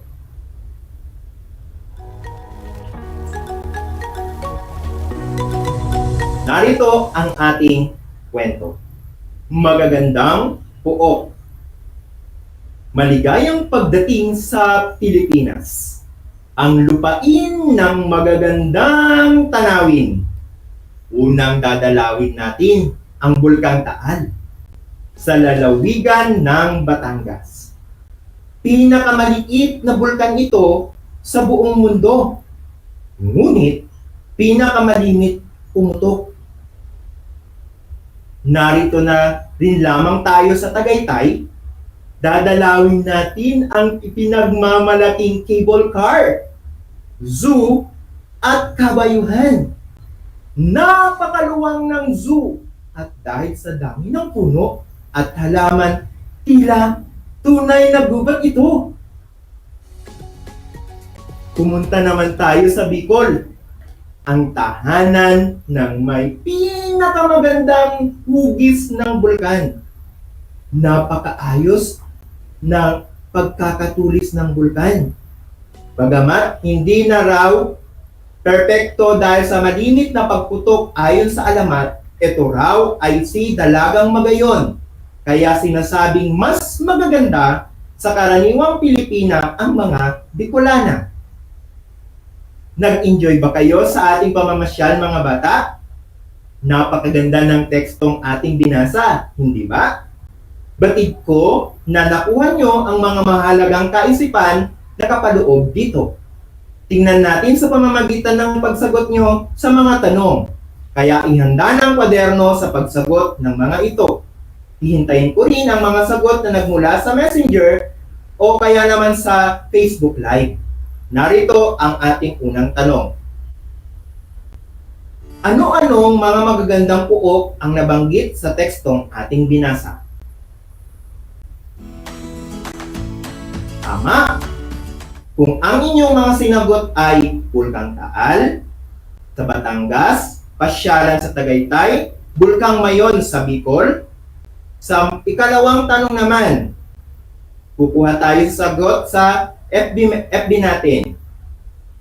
Ano-anong mga salita ang may salungguhit sa teksto na ating binasa? Maghahanap na ako ng sagot. Mula kay Frank Vargas ng Estipona Elementary School, ang sagot niya ay pinakamaliit, napakaluwang, pinakamaganda, at mas maganda. Ang galing-galing naman ni Frank. Tama ang iyong sagot. Tapos tayo sa panghuli, pangatlo. Ano ang tawag sa salitang may salungguhit sa teksto na ating binasa? Kaya hanap ulit tayo sa ating online. Ito ay mula naman kay Princess Dale Ramos ng Kalibungan Elementary School at ang sagot niya ay pang-uri po, sir.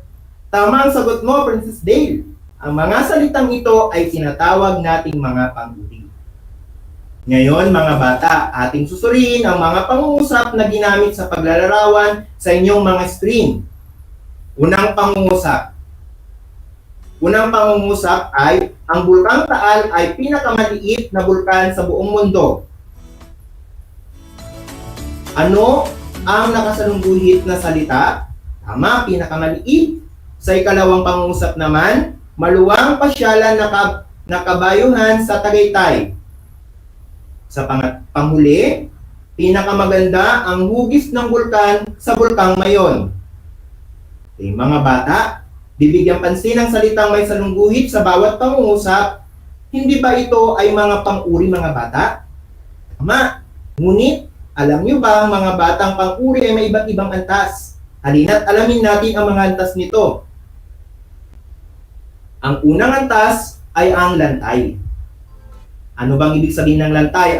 Ang lantay ay antas ng pang-uri kung naglalarawan ito ng isang pangalan lamang at walang paghahambing. Halimbawa, maluwang pasyalan ng kabayuhan sa Tagaytay. Pangalawang uri ay ang paghahambing. Ang antas na paghahambing ang pang-uri kung dalawang pangalan ang inihahambing. Halimbawa, mas masarap ang mga pagkain sa Bicol kaysa sa pagkain sa Karatig, Lalawigan.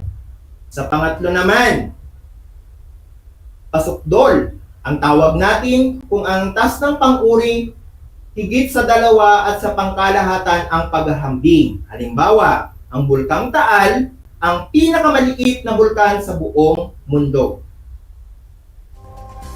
Naintindihan ba ninyo, mga bata?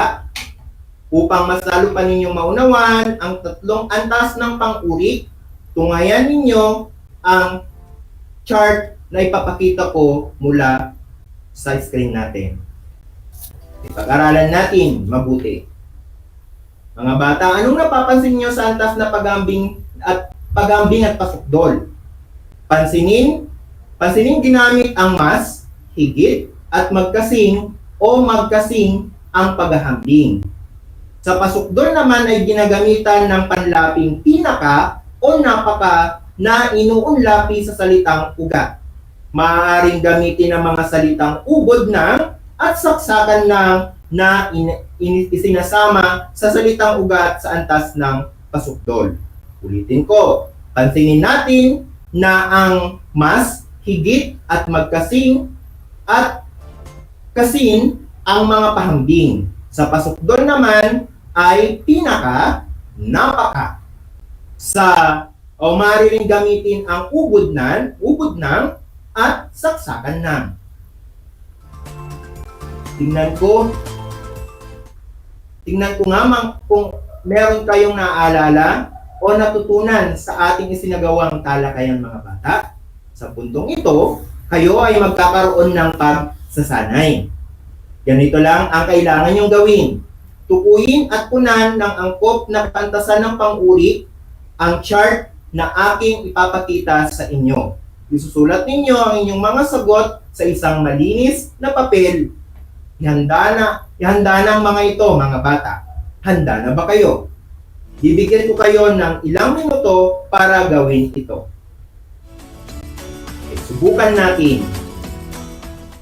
Pupunan ang mga nawawalang patlang.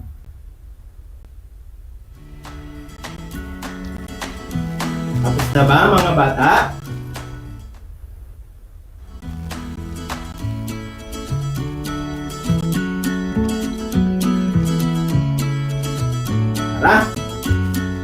Iwasto na natin. Okay, ito rin ba yung sagot ninyo? Mabait, lantay, ang pahambing niya ay mas mabait, kasukdol, pinakamabait. Maitim, mas maitim, ubod ng itim. Mataas, mas mataas, pinakamataas. Mabuti, higit na mabuti, napakabuti. Malaki, mas malaki, ubod ng laki. Mahal, mas mahal, pinakamahal. Tingnan ko nga kung meron kayong naalala o natutunan sa ating isinagawang talakayan mga bata. Sa puntong ito, kayo ay magkakaroon muli ng pagsasanay. Okay, narito.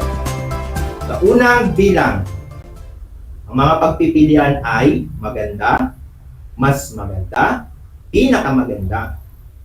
Ang mga tanawin sa aming bayan. Maganda, mas maganda, pinakamaganda ang mga tanawin sa aming bayan. Nakapili na ba kayo ng inyong sagot? Kung ang sinagot nyo ay maganda, tumpak kayo dyan para sa ikalawang pangungusap. Dadalawin namin ang aming mga lolong nasa probinsya. Alam ba ninyo? Alam mo ba na siya ang matanda, mas matanda, pinakamatanda sa kanilang mga anak? Ulitin ko, dadalawin namin ang aming lolang nasa probinsya. Alam mo ba na siya ang matanda, mas matanda, pinakamatanda sa kanilang mag-anak? May sinagot na ba kayo mga bata? Kung ang sinagot mo ang pinakamatanda, tama ka. Tunay na mahusay. Pangatlo naman, magaling, mas magaling, pinakamagaling siyang maglaro ng arnis kaysa sa basketball. Magaling, mas magaling, pinakamagaling siyang maglaro ng arnis kaysa sa basketball. Nakasagot na ba kayo mga bata? Kung ang sinagot ninyo ay mas magaling, tiyak na natuto nga kayo. Para sa pang-apat, mabangis, mas mabangis, pinakamabangis ang leon kaysa sa unggoy. Mabangis, mas mabangis, pinakamabangis ang leon kaysa sa unggoy. Ano naman ang sagot ninyo sa ating ika-apat na pangungusap? Talagang mahusay na nga kayo mga bata kung ang sinagot nyo ay mas mabangis. At sa panghuling pangungusap, ang luto ni Lola at ni Mama ay masarap, magkasing sarap, pinakamasarap. Ang luto ni Lola at ni Mama ay masarap, magkasing sarap, pinakamasarap. Nakapili na ba kayo ng inyong sagot mga bata? Kung ang sinagot nyo ay magkasing sarap, tama, tumpak ang inyong sagot. Madali lang naman ang ating aralin, di ba? Sana ay nasagutan ninyo ang lahat ng mga pagsusulit. Umaasa ako na tama lahat ng mga naisagot ninyo. Ilagay ninyo sa envelope ang inyong mga sagutang papel at ipasa sa inyong guro sa Filipino. Upang mas mapalalim pa natin ang inyong pagkaunawa sa ating aralin, bibigyan ko kayo ng isang takdang aralin na ipapasa ninyo sa inyong guro sa Filipino. Para sa inyong karagdagang gawain, gumuhit kayo ng dalawang larawan. Ang isa ay larawan ninyo noong kinder pa lang kayo at ang isa naman ay ngayong nasa ika-4 na baitang na kayo. Idikit ito sa inyong sagutang papel at gamitin ang mga pangkuring natutuhan ninyo sa paglalarawan at paghahambing ng inyong mga sarili ayon sa inyong ginupit na larawan. Bumuo ng 5 pangungusap at isulat ito sa inyong talata. Sa leksyon na naman ang ating natapos. Upang mas maunawa ninyo ang lubos ang ating aralin ukol sa wastong paggamit sa mga antas ng panguri ay basahin ninyo ang pahina 7 hanggang 8 ng inyong mga modules nakalakip din dyan ang isang sanayang gawain sa pahina 12. Maaari nyo na itong sagutan at gawin upang mas mahasa ang inyong galing sa wastong paggamit ng pang-uri.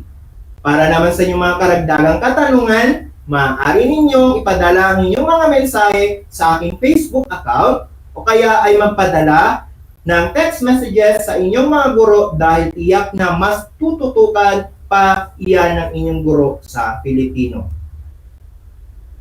Siguraduhin tumutok sa ating paaralang panghimpapawid dito lang sa RTV Tarlac Channel 26 at sa bayang naririnig sa DZTC 828 Radyo Pilipino Tarlac tuwing Lunes at Miyerkules sa ganap na alas 10 ng umaga.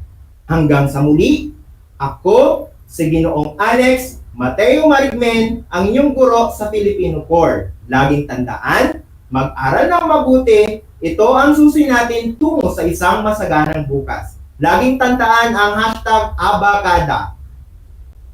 Ako, Bibo, kasi dapat.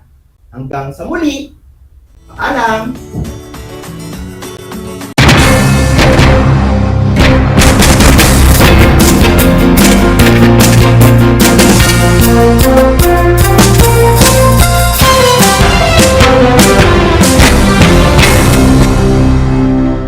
Bahagi mo Radyo Pilipino saan mang bahagi ng Pilipinas, saan mang bahagi ng mundo, anumang uri ng pamumuhay, kabahagi mo Radyo Pilipino. Radyo Pilipino sumasahimpapawid sa DWPR 1296 Dagupan, DZTC 828 Tarlac, DZLT 1188 Lucena, DZYN 1539 Mindoro, DWRL 1080 Legazpi, DWRN 657 Naga, DYRB 540 Cebu, DYRL 1035 Bacolod, DYRN 1134 Dumaguete, DXCO 1044 Cagayan de Oro, DXGS 765 General Santo, DXOC 1494 Ozami, DXOW 981 Davao at Radyo Pilipino Podcast Center Manila.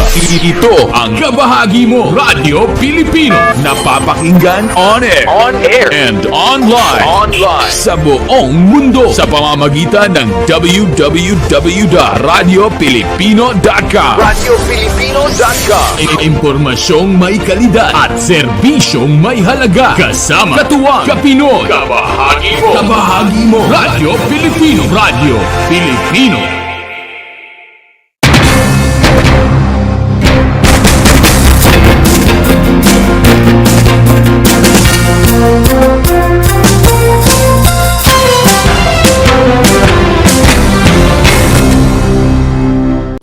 Kumusta mga giliw kong tagapakinig? Nagbabalik ang inyong paaralang panghimpapawid Aral TarlakHenyo sa RTV Tarlac, Channel 26 at sa bayang naririnig sa DZTC 828 Radyo Pilipino Tarlac. Tayo rin ay napapanood sa FB Live ng RTV Tarlac Channel 26. Sumasahimpapawid mula sa bayan ng Pura Tarlac, mula sa bayan ng San Clemente, mula rito sa Puro Elementary School, Pura Tarlac, sa bayan ng Kapas Tarlac. ako, ang inyong guro,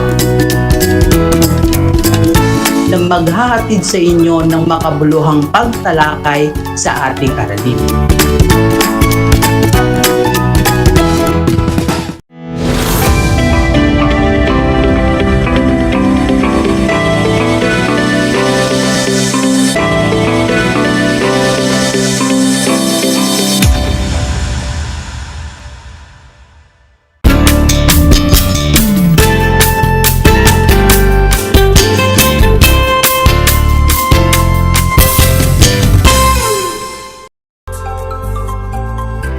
Welcome sa ating Project Shine, Aral TarlakHenyo ng SDO Tarlac Province.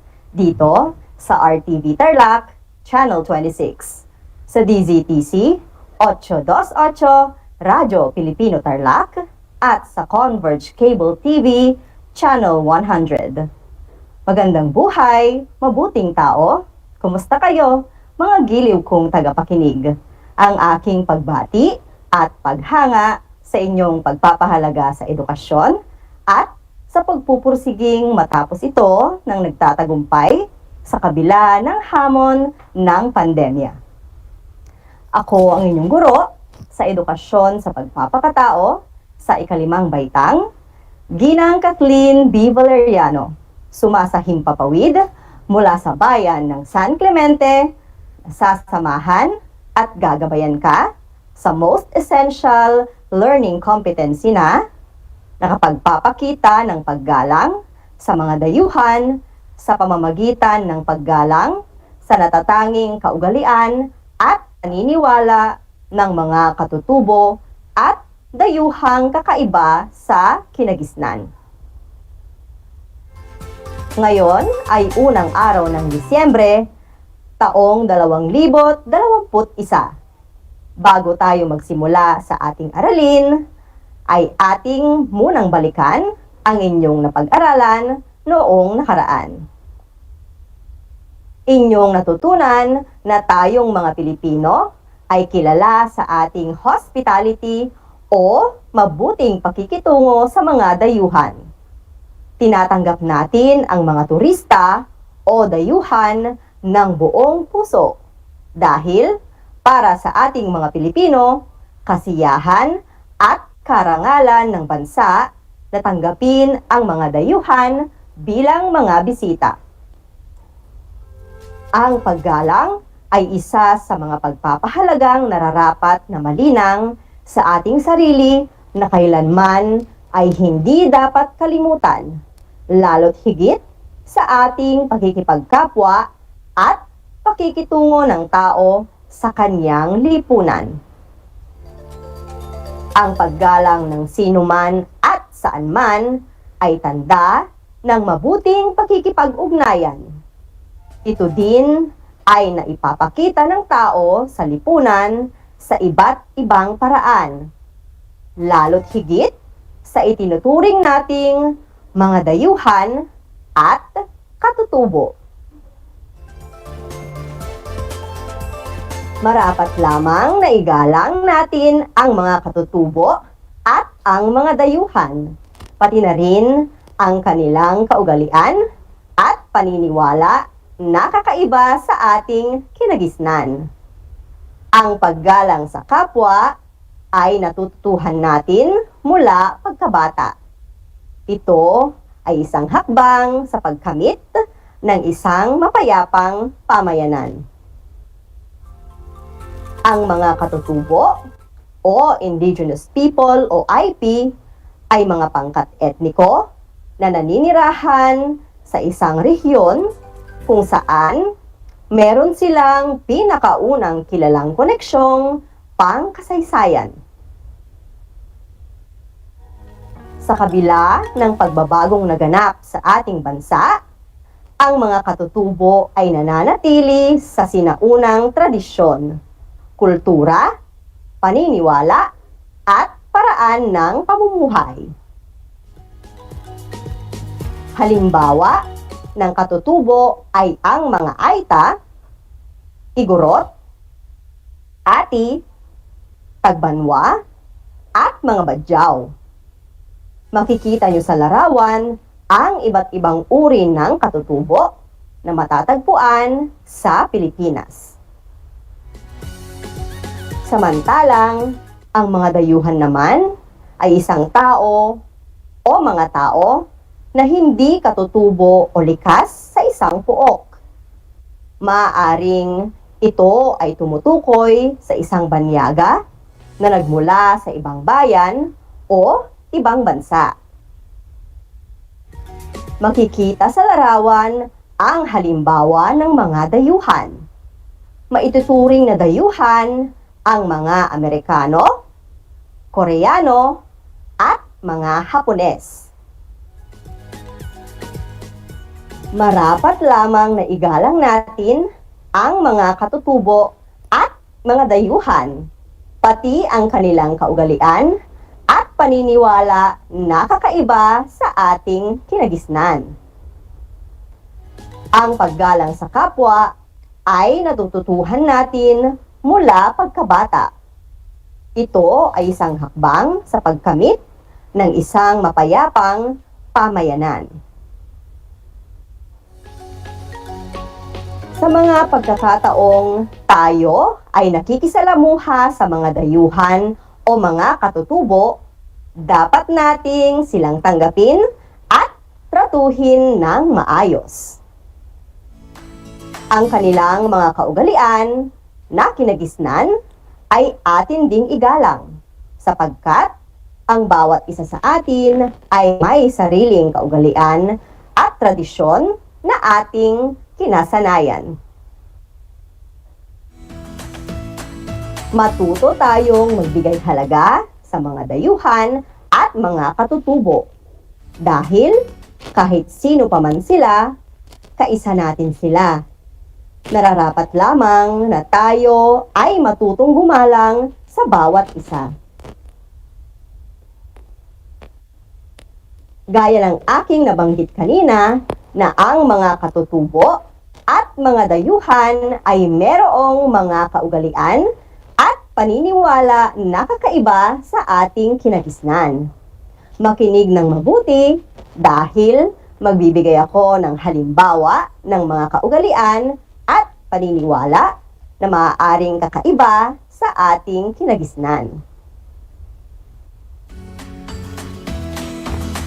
Isa sa halimbawa ng mga katutubo dito sa ating bansa ay ang mga Aita. Makikita natin sa larawan ang katutubong Aita. Isa sa kanilang paniniwala ay ang pagsangguni sa mga anito kung may nararamdaman ang isang miyembro ng pamilya. Ang anito para sa kanila ay ang espiritong nangangalaga sa kalikasan. Taliwas ba ito sa inyong kinagisnan? Saan kayo sumasangguni kapag ang miyembro ng inyong pamilya ay may karamdaman? Sabihin na ang inyong sagot sa ating comment section at atin itong babasahin maya-maya lamang. Ang mga katutubong igurot naman na matatagpuan sa Mountain Province ay naniniwala sa sapo o kulam sa Tagalog. Ang sapo o kulam ay ginagamit upang makapagdulot ng hindi maganda o kasawiang palad sa taong tinuturingan nito. Ang mga igurot din hanggang ngayon ay nagsusuot ng bahag. Kayo, naniniwala din ba kayo sa kulam? Taliwas ba ang inyong paniniwala sa paniniwala ng mga igurot? I-comment na yan sa ating Facebook page. Isa pang uri ng mga katutubo sa ating bansa ay ang mga badyaw. Makikita sa larawan ang mga badyaw. Mula sa tawi-tawi at sulu ang mga ito. Kabilang sila sa mga hitanong dagat o sea gypsies. Naninirahan sila sa mga bangkang bahay. Pangingisda at paninisid ng perlas ang kanilang ikinabubuhay.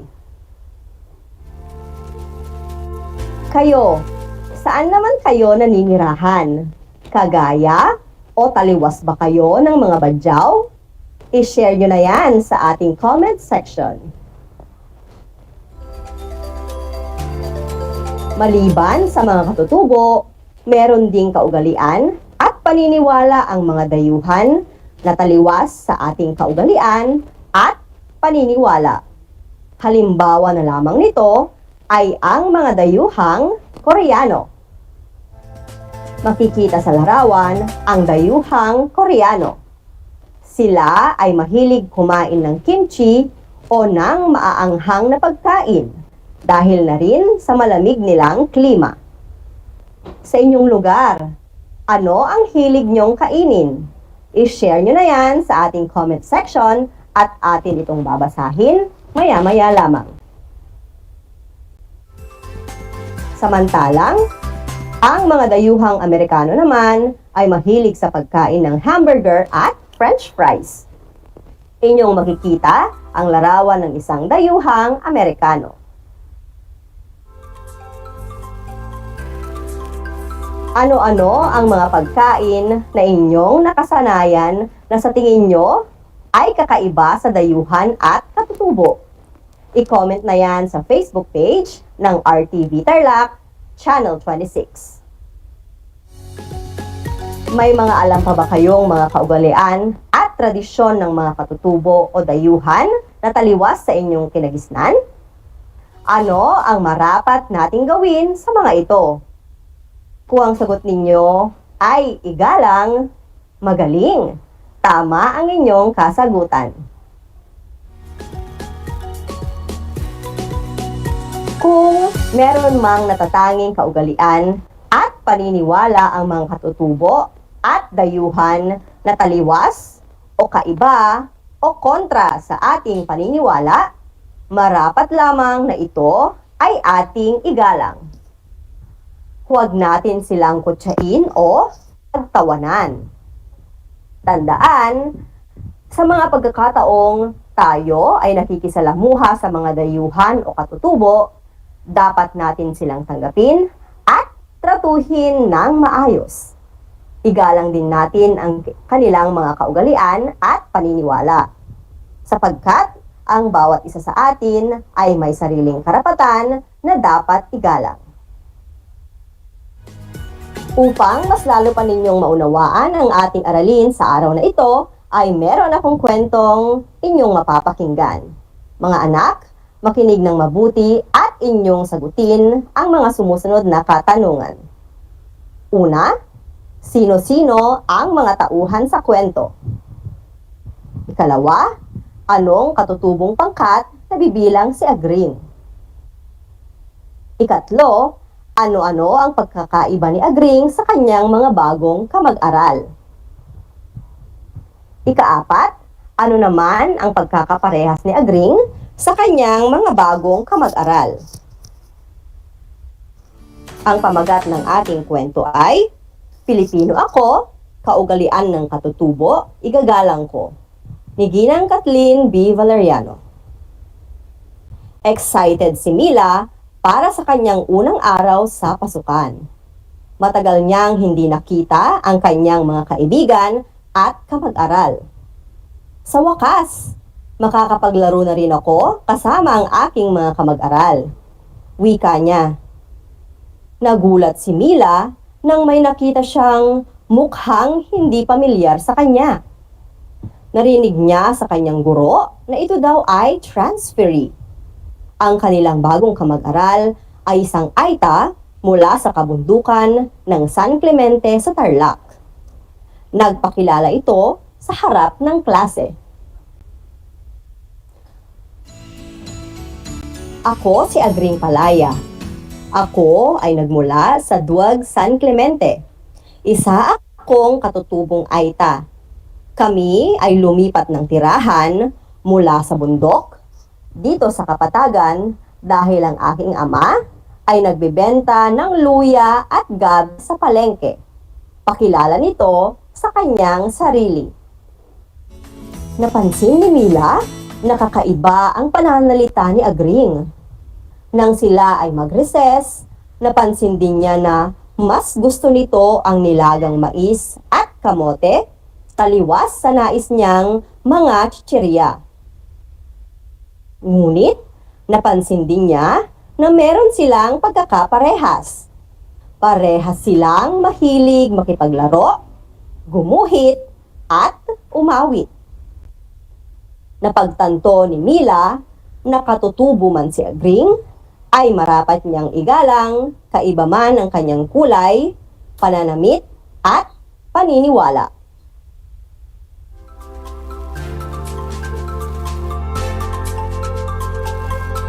Sigurado akong inyong naibigan ang kwentong inyong napakinggan. Ngayon naman ay oras na upang inyong sagutan ang mga katanungan ukol dito. Handa na ba kayo mga anak? Kung oo ang inyong sagot, mahusay. Para sa unang katanungan, sino-sino ang mga tauhan sa kwento? Kung ang sagot mo ay sina Agring at Mila, mahusay. Tama ka. Para naman sa ikalawang katanungan, Anong katutubong pangkat na bibilang si Agring? Kung ang sagot mo ay katutubong aita, mahusay, tama ka na naman. Para sa ikatlong bilang, ano-ano ang pagkakaiba ni Agring sa kanyang mga bagong kamag-aral? Kung ang iyong isinagot ay pananalita, kulay at pagkain, tama ka. At para naman sa ikaapat na katanungan, ano naman ang pagkakaparehas ni Agring sa kanyang mga bagong kamag-aral? Kung ang isinagot mo ay mahilig maglaro, umawit at gumuhit, napakahusay, nakasusunod ka nga sa ating aralin. Sa puntong ito, ay panahon na upang ating tayahin ang inyong natutuhan mula sa ating aralin. Sa lahat ng manonood sa FB Live, gamitin ang chat box para sa inyong kasagutan. Ihanda naman ang panulat at sagutang papel sa lahat ng mga nanonood sa telebisyon at nakikinig sa radyo. Para sa panuto, lagyan ng check kung ang pahayag ay nagpapakita ng paggalang sa katutubo at dayuhan, at X naman kung hindi. Ulitin ko, lagyan ng check kung ang pahayag ay nagpapakita ng paggalang sa katutubo at dayuhan, at X naman kung hindi. Para sa unang bilang, sinagot ng maayos ni Ella ang dayuhang nagtatanong ng direksyon. Kung ang sagot mo ay check, mahusay. Para naman sa ikalawang bilang, kinukutya ni Paul ang bago niyang kamag-aral na isang aita dahil sa iba ang paniniwala nito sa kanya. Uulitin ko, kinukutya ni Paul ang bago niyang kamag-aral na isang aita dahil sa iba ang paniniwala nito sa kanya. Kung ang sagot mo ay X, mahusay, tama ito. Para naman sa pangatlong bilang, iginagalang ni Renela ang mga tradisyon ng kanyang kaklaseng isang katutubong igorot. Ulitin ko, para naman sa ikatlong bilang, iginagalang ni Renela ang mga tradisyon ng kanyang kaklaseng isang katutubong igorot. Kung ang sagot mo ay check, mahusay, sapagkat ito ang tamang sagot. Para sa ikaapat na bilang, pinagtawanan ni Jewel ang paraan ng pagdarasal ng kanyang kamag-aral na isang badyaw. Para sa ikaapat na bilang, pinagtawanan ni Jewel ang paraan ng pagdarasal ng kanyang kamag-aral na isang badyaw. Kung ang sagot mo ay X, mahusay mga anak! Nakasusunod nga kayo sa ating aralin. At para sa panghuling bilang, pinagtatawanan ni Jasmine ang paraan ng pananalita ng kanyang kamag-aral na isang dayuhan. Uulitin ko, para sa panghuling bilang, pinagtatawanan ni Jasmine ang paraan ng pananalita ng kanyang kamag-aral na isang dayuhan. Kung ang sagot mo ay X, napakahusay. Tama ito. Mga anak, ako ay naghanda ng mga gawain at refleksyon sa inyong learning activity sheets. Inaasahan ko na ito ay inyong sasagutan ng buong sugasig at sa abot ng inyong makakaya. Sakali man na kailanganin ninyo ang patnubay ng inyong kapamilya at guro, huwag kayong mag-atubiling sila ay tawagan upang kayo ay magabayan ng tama. At dito nagtatapos ang ating masarap na kwentuhan at masayang radyo, TV, FB Aralan. Panalangin ko na anumang konseptong inyong natutuhan sa araw na ito ay inyong maisasabuhay sa araw-araw. Muli, ako ang inyong guro sa edukasyon sa pagpapakatao sa ikalimang baitang, Ginang Kathleen B. Valeriano, na sumasaimpawid mula sa bayan ng San Clemente at nagpapaalala na piliing maging mabuting tao sa lahat ng panahon at pagkakataon. Hanggang sa muli, paalam!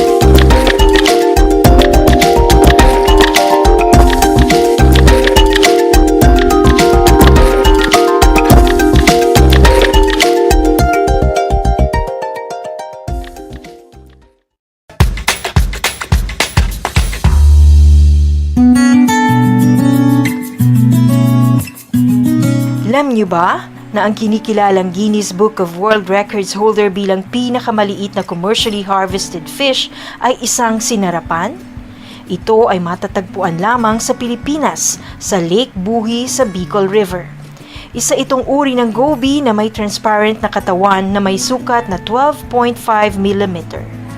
Alam mo na, yan ang sinarapan.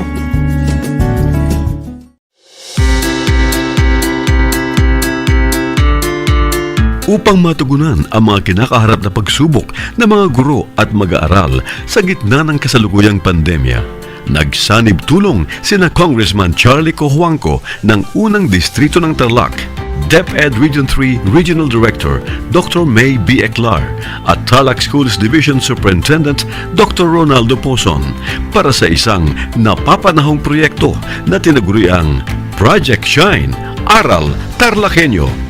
Ang mga mag-aaral ng Grade 4 at Grade 5, ganon din ang Grades 8 and 9 sa buong probinsya ng Tarlac, kasalukuyang sumasailalim sa radio-based instruction. Katuwang ang himpilang DZTZ 828 kHz AM at RTV Tarlac, Channel 26. Ang Tarlac po nangunguna po ngayon pagdating po sa radio-based instruction. Marami pong humahanga sa atin. I'm very happy this station, itong DCTC, could reach the whole of Region 3. Hindi natin alam, we are contributing. We are creating a very big dent in the history of Philippine education. And I am proud. I am here in Tarlac. This is the noble cause of education in which you and I, without you knowing it, we are bound to do.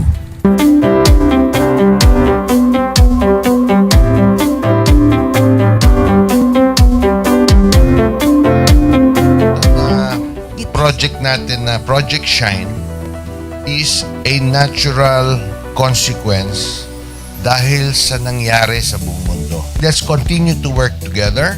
I think it's very Filipino to practice bayanihan in anything or most of the things that we do.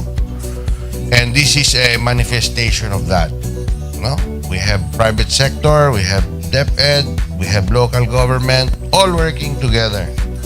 And I hope the parents of some of these children, especially the parents that did not graduate from school or hindi nakapag-aral nung sila ay bata, sana naman gamitin na nila itong opportunity na mag-schooling na rin sila kasama ng mga anak nila para mag-bonding pati ang mga magulang sa mga bata. I look at this as doing God's work. Diba? So if you do God's work, it feels right. It's righteous. It's for good, not for evil. Good morning and happy learning, grade 4. Welcome to Aral TarlakHenyo here on RTV Tarlac, Channel 26. Simulcast over DZTZ 828. Radio Filipino Tarlac. I am Teacher Mercy Pacheco Bognot. This is Alistair Aidatu. I am Marie Josephine B. Andrade. I am Teacher Princess Marie M. Dueñas, and I will be your teacher broadcaster for today.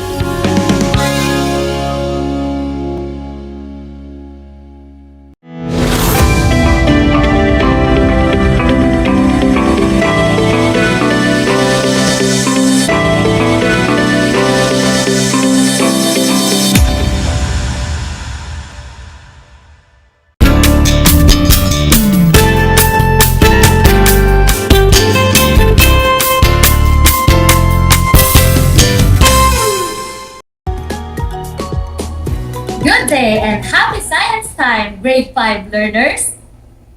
While coping with this COVID-19 pandemic, learning will continue. Quality education must be delivered. Welcome to Aral TarlakHenyo, here on RTV Tarlac, Channel 26.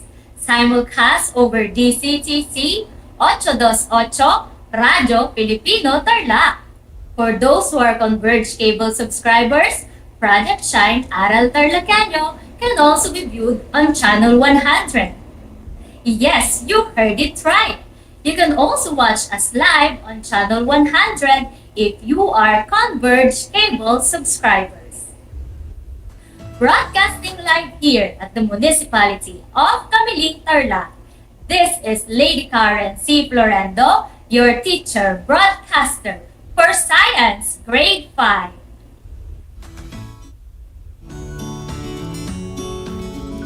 So, how are you today, kids?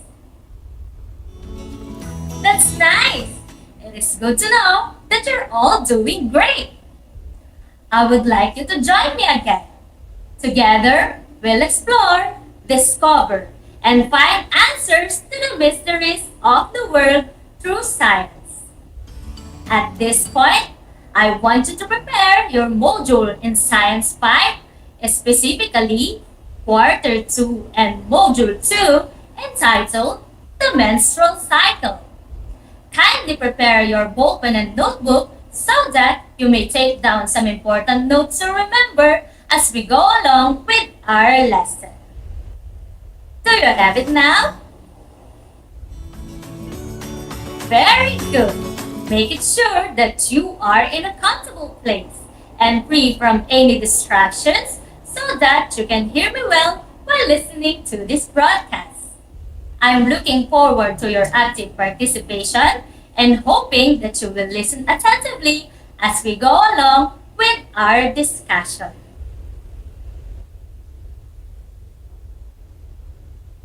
Are you ready now, kids? Great job! So let's start our lesson. Last time, we had our discussion about the menstrual cycle. Do you still remember it? Very good. Now, let's have a recap on what you have learned.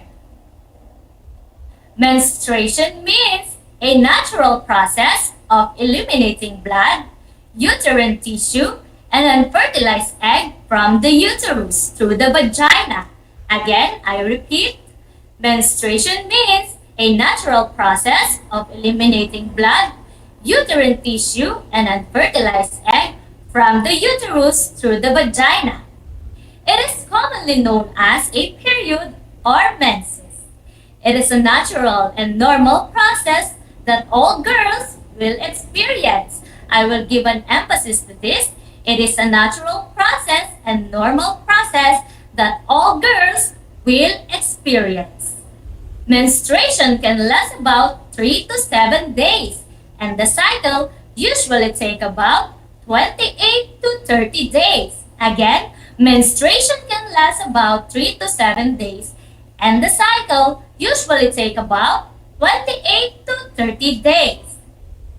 Menstrual cycle is a monthly series of hormonal changes leading to egg maturation and uterine preparation for a possible pregnancy. Again, menstrual cycle is a monthly series of hormonal changes leading to egg maturation and uterine preparation for a possible pregnancy. Generally, the menstrual cycle has 4 major phases.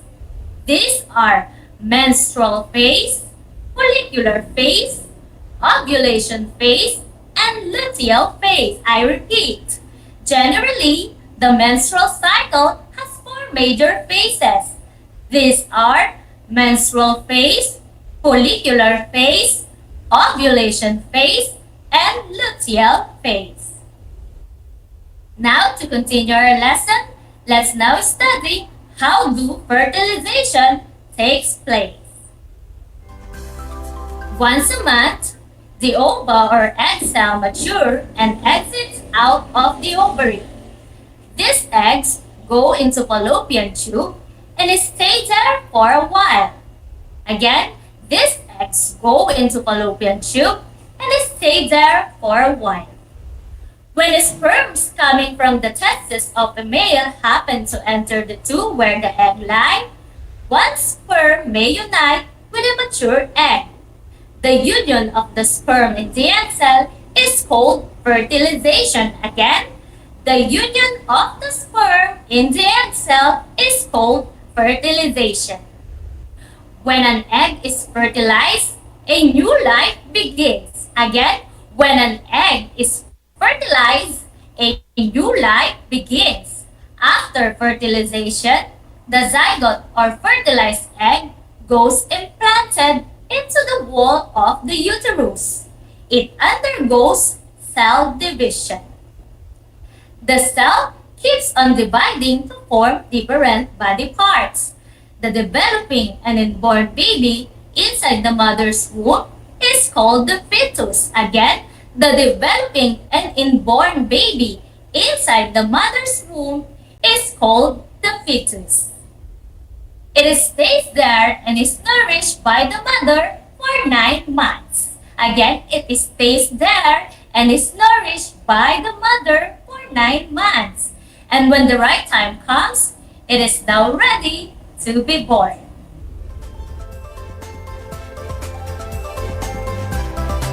Let us now discuss about the problems that occur during menstruation. Again, let us now discuss about the problems that occur during menstruation. And number 1 is the premenstrual stress. Premenstrual stress or PMS. Before each period, many women also experience different problems like headache, irritability, nervousness, fatigue, and depression with no apparent cause. Again, before each period, many women also experience different problems like headache, irritability, nervousness, fatigue, and depression with no apparent cause. Another one is they have what we call dysmenorrhea. Again, dysmenorrhea. During the first 2 days of the period, some women may also experience severe menstrual cramps, called dysmenorrhea. It is not a serious disease, although most teens experience severe cramps. If pain really interferes with schoolwork, you should see a doctor. And lastly, we have the amenorrhea. Amenorrhea is a term used to describe the lack of menstrual period. Again, amenorrhea is a term used to describe the lack of menstrual period. It is not normal when you miss a menstrual period. The most common reason for a young woman to miss a menstrual period is pregnancy. Again, I will give an emphasis to this. The most common reason for a young woman to miss a menstrual period is pregnancy. But there are other reasons, and it includes emotional stress, weight loss, and hormonal imbalance. A woman should consult a doctor if she frequently misses her period if it occurs less than every 35 days. Again, a woman should consult a doctor if she frequently misses her period or if it occurs less than every 35 days. And now let's discuss some tips and proper hygiene during menstruation. Every girl has her own menstrual cycle. She should take care of herself by doing the following. Again, every girl has her own menstrual cycle. She should take care of herself by doing the following. Number 1, observe proper hygiene and keep yourself clean. Again, observe proper hygiene and keep yourself clean. Next, we have number 2. Use sanitary napkin because it will absorb the menstrual flow and help prevent stains during menstruation. Again, use sanitary napkin because it will absorb the menstrual flow and help prevent stains during menstruation. Number 3, we have the pad and the underwear need to be changed as often as necessary. Again, the pad and the underwear need to be changed as often as necessary. Number 4, wash your external reproductive organ with soap and water. Again, wash your external reproductive organ with soap and water. Number 5. Sleep well and rest, and you should not play active games and do vigorous exercise when you are menstruating. Again, sleep well and rest, and you should not play active games and do vigorous exercise when you are menstruating. Okay? Did you understand the lesson?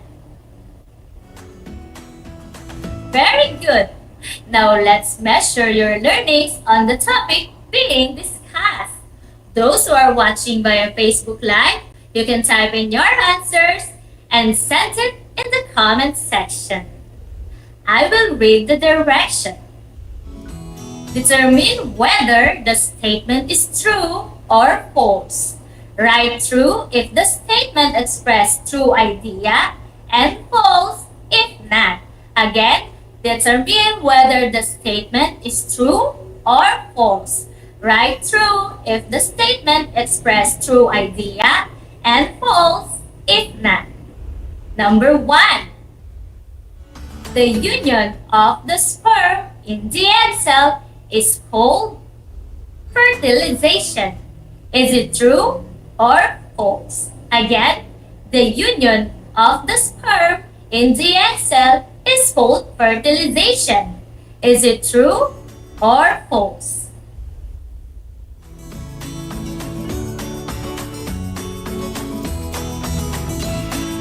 The correct answer is true.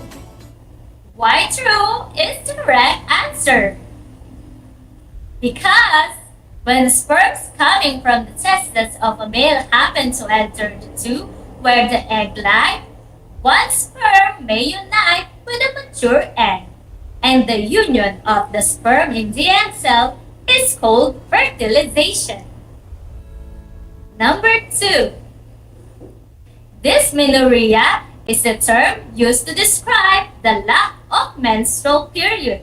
Again, dysmenorrhea is a term used to describe the lack of menstrual period. Is it true or false? You have 5 seconds to answer.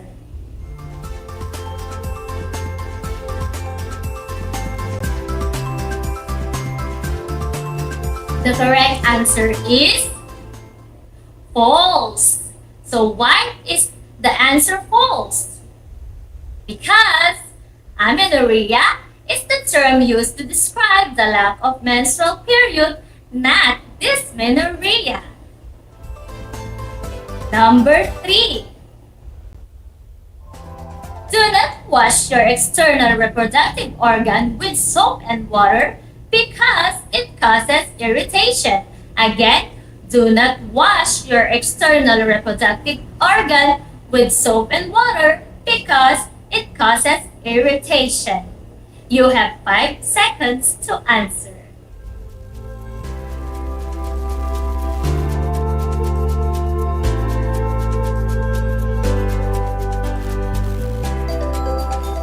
If your answer is false, you got it! Why is false the correct answer? Because you should keep yourself clean, especially your external reproductive organ while menstruating to prevent women from infection in reproductive and urinary tract. Number 4. When an egg is fertilized, a new life begins. Again, when an egg is fertilized, a new life begins. Is it true or false? You have 5 seconds to answer.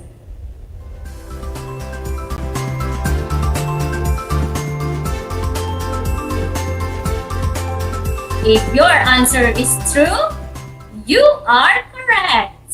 So why true is the correct answer?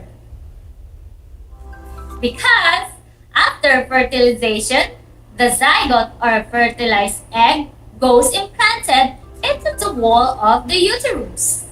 The cell keeps on dividing to form different body parts, and a new life begins. Last number, we have Number 5. The most common reason for a young woman to miss a menstrual period is depression. Again, the most common reason for a young woman to miss a menstrual period is depression. Is it true or false? You have 5 seconds to answer.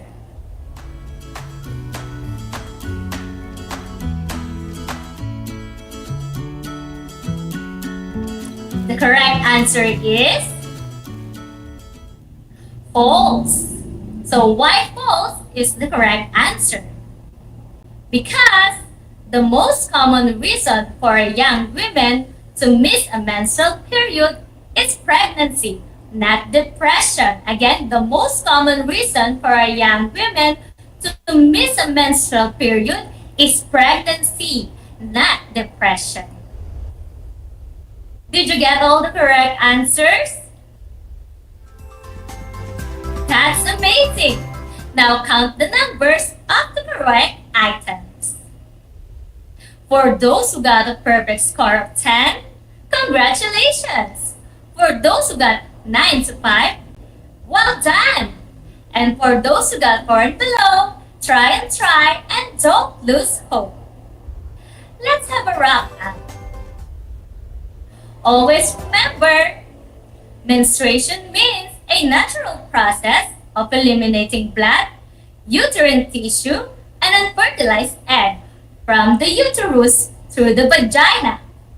It is commonly known as a period or menses.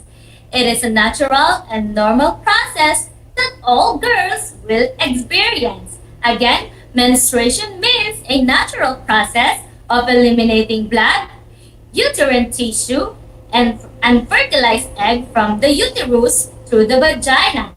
It is commonly known as a period or menses. It is a natural and normal process that all girls will experience. The union of the sperm in the egg cell is called fertilization. Again, the union of the sperm in the egg is called fertilization.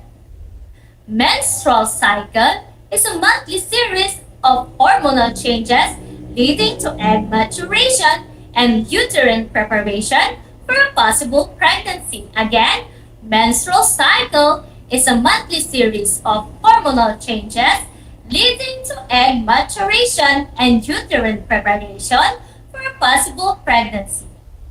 Studying about the menstrual cycle is very important because it is one of the changes that occur in female's body during puberty. Again, studying about menstrual cycle is very important because it is one of the changes that occur in female's body during puberty. Having knowledge about menstruation also helps females manage their hygiene. There are 4 major phases of the menstrual cycle. Again, there are 4 major phases of the menstrual cycle. Number 1 is menstrual phase. Number 2, follicular phase. Number 3, ovulation phase. And number 4, luteal phase. When females reach a certain age between 45 to 55 years old, some may lose their ability to have children. Again, when females reach a certain age between 45 to 55 years old, some may lose their ability to have children. This period is called menopause. During this period, women stop producing egg cells, and since the egg cells are primary factor in childbearing, women can no longer bear children between this period. We have 3 problems that occur during menstruation, namely, number 1, premenstrual stress, number 2, dysmenorrhea, and number 3, amenorrhea. Again, we have 3 problems that occur during menstruation, namely, number 1, premenstrual stress, number 2, dysmenorrhea, and number 3, amenorrhea. Every girl has her own menstrual cycle. She should take care of herself. Remember, learners, you should not make fun of the terms that refer to your reproductive system. For girls, your period is your body's way of releasing tissue that is no longer needed, and this changes our preparation into becoming a mother in the future. We have given the privilege and the responsibility to carry such an important role in the humanity. So let's take care of our reproductive system. And for your assignment, you have to complete this statement regarding our lesson. I understand that blank. Again, you have to complete this statement regarding our lesson. I understand that blank.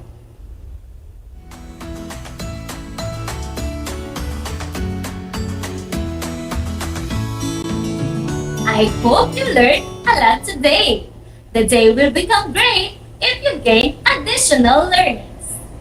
This is Project Shine Aral TarlakHenyo, brought to you by the Department of Education, Division of Tarlac Province, in cooperation with DCTC 828 AM station and RTV Tarlac Channel 26. Always remember, life is precious, so be careful and act safely. This is your science anchor teacher, Ma'am Lady Karen C. Florendo. Until next time, have a great day and get ready for the next broadcast.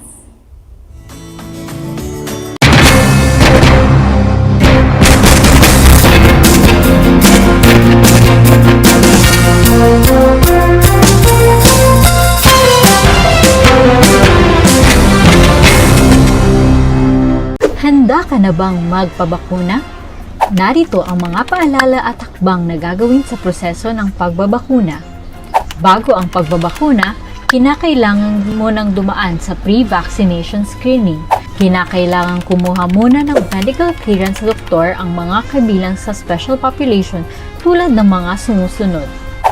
May problema sa immune system, may cancer, may HIV, sumasailalim sa transplant operation, kasalukuyang umiinom ng steroids, mga senior citizens na may special conditions.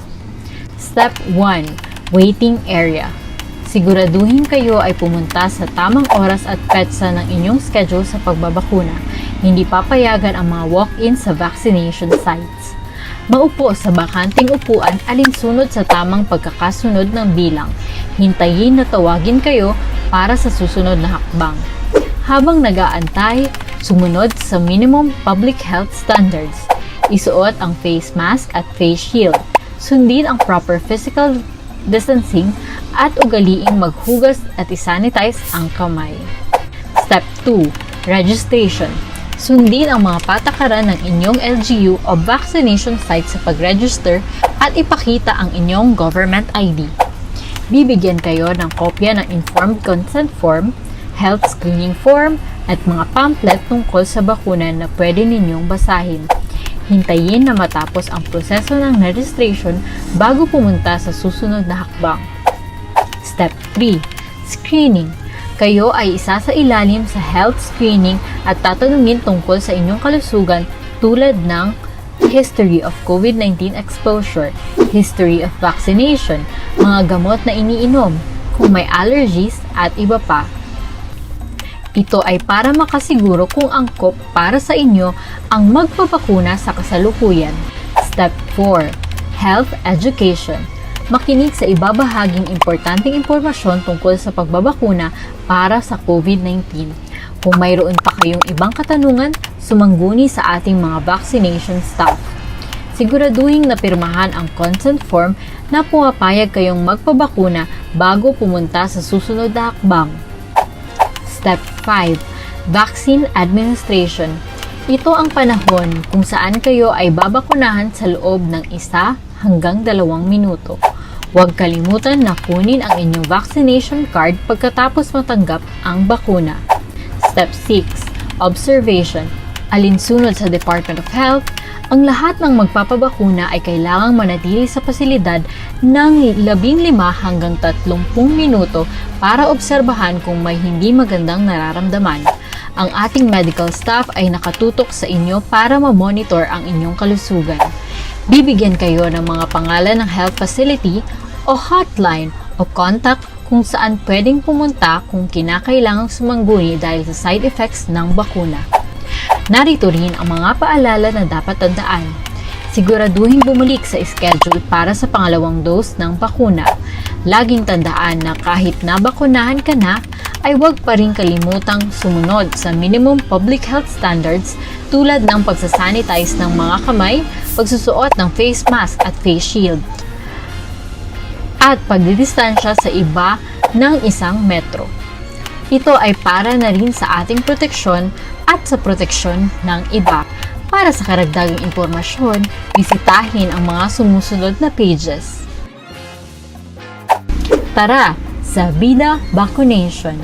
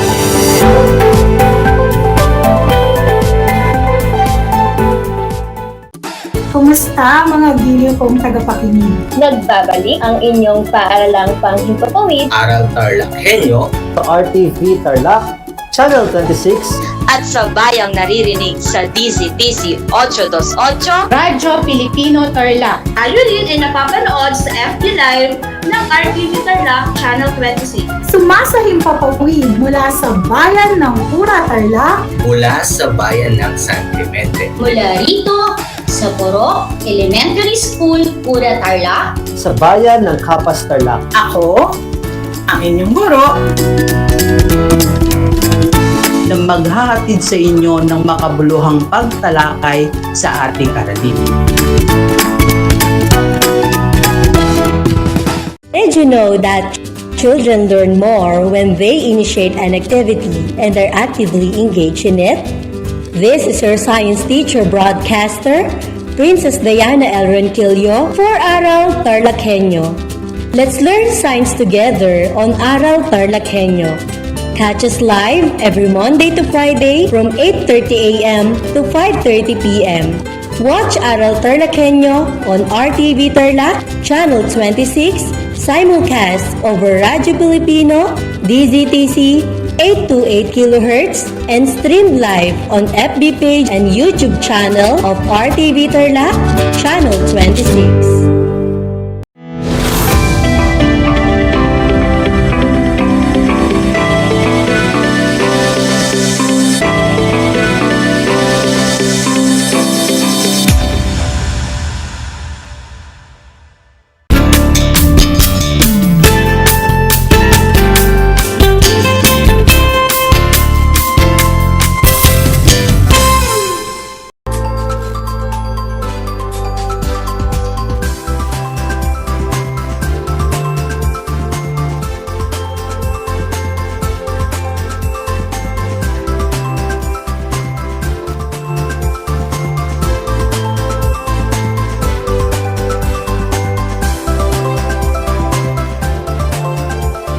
Good morning, everyone, especially to the learners.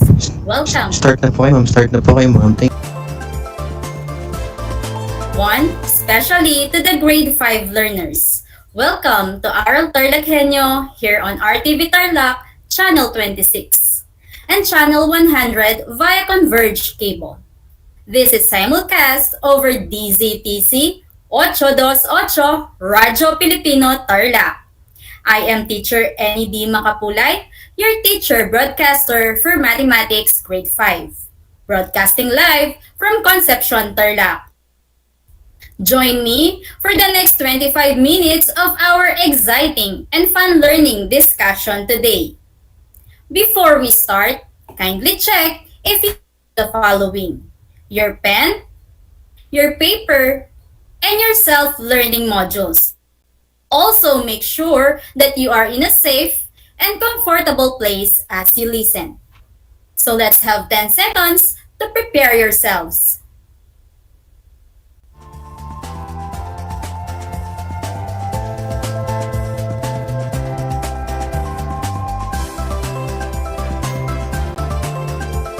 I guess you are all set. This lesson, let us discuss solving problems on decimals.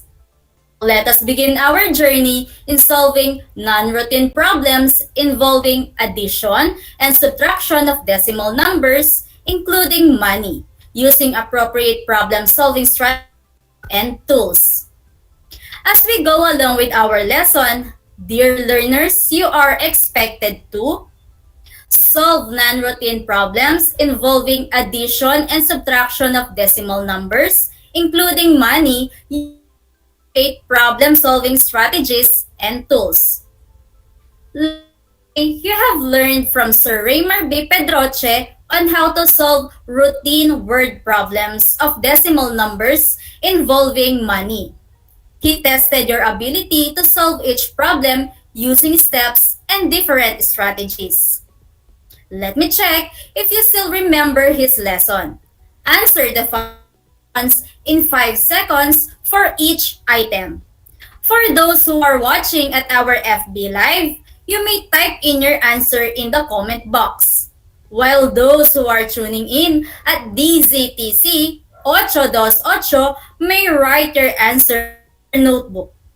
Are you ready? Let us start. Leon has 4,522 pesos and 8 centavos savings in his bank account. He deposits another 875 pesos and 50 centavos. And then deposits another 300 pesos and 75 centavos the following month. How much savings he got in his account? What is asked in the problem? A, the amount of savings he got, or B, his account number. Your 5 seconds start now.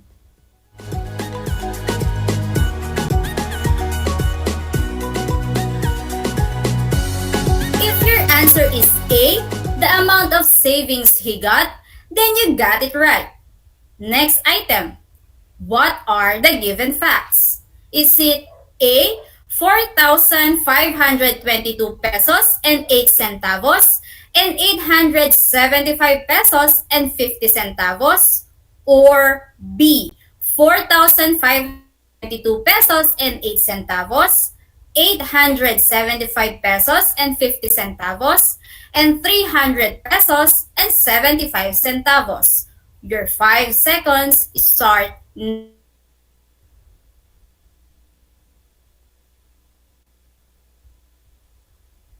Time is over.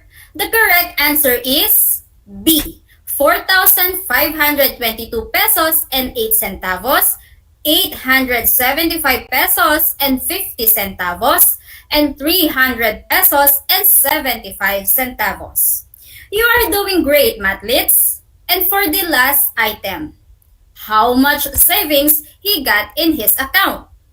A, 3,588 and 78 centavos, or B, 5,698 and 33 centavos. Your 5 seconds start now.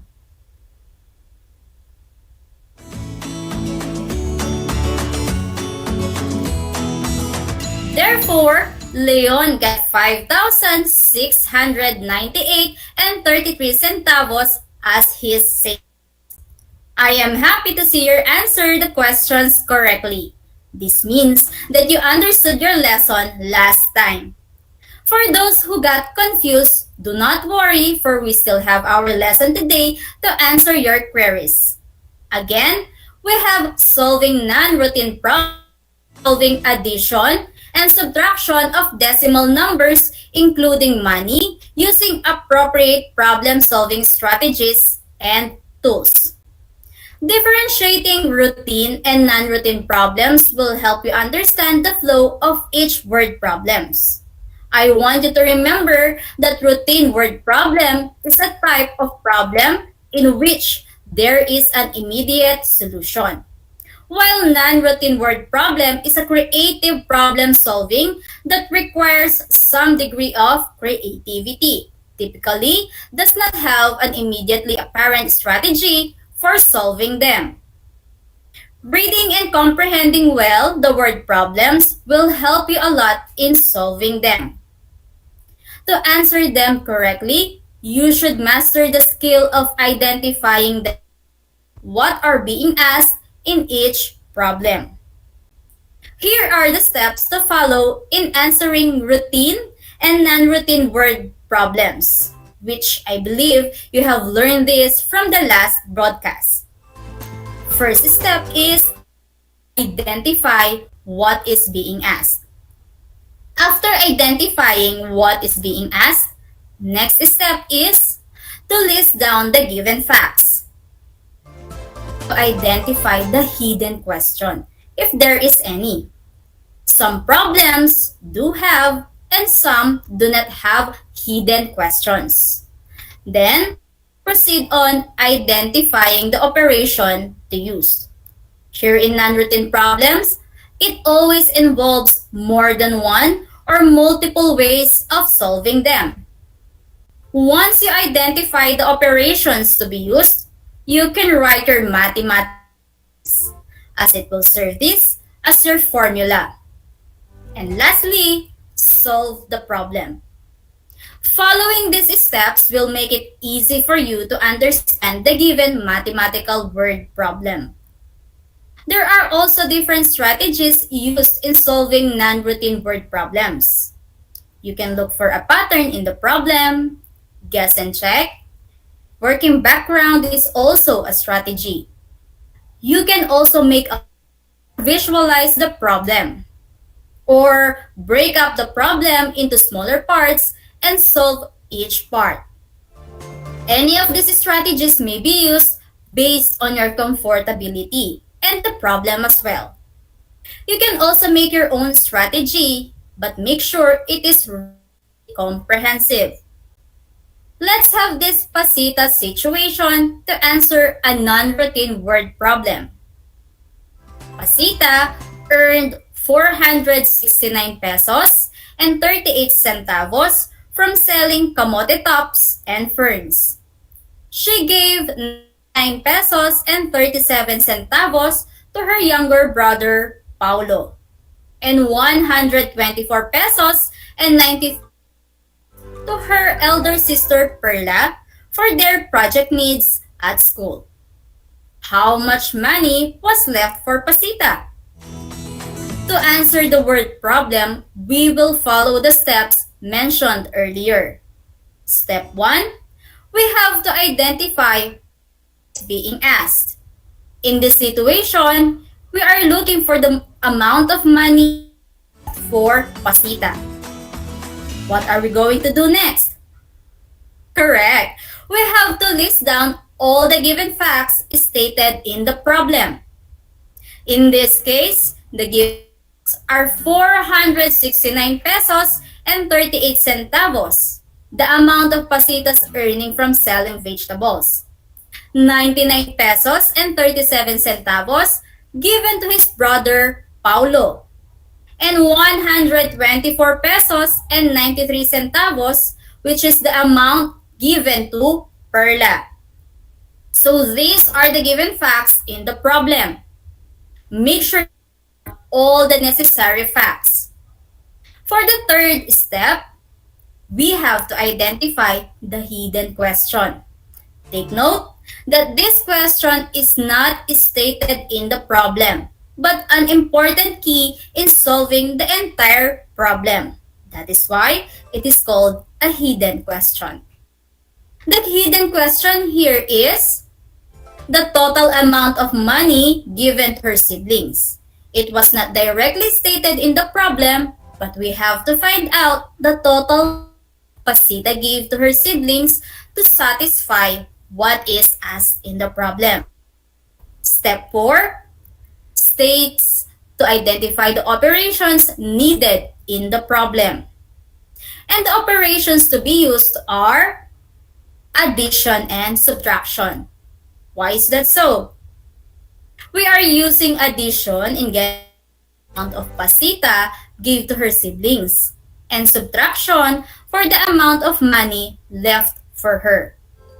With these operations, we can write our mathematical sentence as our fifth step. Can you help me? Great. Our mathematical sentence is N is equal to 469.38 minus open parenthesis 99.37 plus 124.93 close parenthesis, where N is the amount of money left for Pasita. It is time now to solve the problem. Remember our hidden question? Correct. We have to answer that first to solve the entire problem. To find the total amount of money Pasita gave to her siblings, we have to add 99 and 37 and 124 and 0.93. In adding decimals, it is always given that we have to align them on their decimal point. We'll be starting at the rightmost part, which is 7 plus 3 is 10. Regrouping our sum is in the next place, we have 1 plus 3 plus 9 resulting to 13. Write the decimal point, then let's proceed in adding 1 and 4 is 14. Let's add 1, 9, and 2, which is 12. Lastly, 1 plus 1 is 2. Therefore, 224 pesos and 30 centavos is the amount Pasita gave to her siblings. Since she gave to her siblings, we can now solve for the amount left to her by subtracting the given facts. Our solution looks like this. Subtracting 224.30 from 469.38. Let's start subtracting. Make sure that all place values are aligned. 8 minus 0 is 8. Next is 3 minus 3 is 0. Copying the decimal point, and 9 minus 4 is 5. Can you still follow, kids? Great. Next is 6 minus 2 is 4. Lastly, 4 minus 2 is 2. The difference is 245.08. Therefore, the amount of money left for Pasita is 245 pesos and 8. Did you get the steps correctly? Great work, kids! I am sure you can still follow the steps. Let's have another example. Eric earned 1,305 pesos and 40 centavos from working at a restaurant. He gave 350 pesos to his mother and paid 524 pesos and 60 centavos for their electric bill. How much money was left for Eric's savings? Step 1. What is asked in the problem? Correct. The answer for Eric's savings. Next, can you enumerate facts? The given facts are 1,305 pesos and 40 centavos, 350 pesos, and 524 pesos and 60 centavos. Do you have the same answer as mine? Nice! Can you identify the hidden question? Comment down your answer. The hidden question was Eric's total amount of expenses. We have to find his total expenses to satisfy us in the problem. What are the operations to be used? Correct. Addition and subtraction. So, our sentence for the fifth step is N is equal to 1,105.40 minus open parenthesis 300 plus 524.60 close parenthesis, where N is Eric's savings. For our last step, let us all the given facts from steps 1 to 5. Let us start in adding Eric's expenses, which is 524.60 and 350. Aligning them according to their place value, plus 0 is 0. Same with 6. Added to 0 is 6. Don't forget to copy the decimal point. Added to 0 is 4. And 2 plus 5 is 7. And 5 plus 3 is 8. For Eric's total expenses is 874 pesos 60 centavos. Then, we are subtracting 874 pesos 60 centavos from 1,305 pesos and 40 centavos. Let us start. 0 minus 0 is still 0. 4 minus 6 is not possible. That is why we have to regroup them. 14 minus 6 is 8. And 4 is 0. Since 0 minus 7 is full, again, we have to regroup. 10 minus 7 is 3. Regrouping 2 into 12 minus 8 is 4. Then our answer is 430.80. Therefore, the amount of money left for Eric's savings is 430 pesos and 80 centavos. You did amazing, mathletes. I guess you are all set. Check if you understood the set of instruction. Let's have the independent. Giving you a word problem, you have to accomplish the 6 steps in 10 seconds for each step. Type in your answer in the comment box for those who are watching in our FB Live. And for those who are tuning in at DZTC 828, may write your answer in your notebook. Carla went to the store and bought a strawberry cupcake worth 25 pesos and 45 centavos. A Black Forest cupcake worth 50 pesos and 24 centavos. And a chocolate cupcake worth 15 pesos and 67 centavos. Carla used a coupon where 15 pesos was deducted from the total amount. How much was the total price after the What is asked in the problem?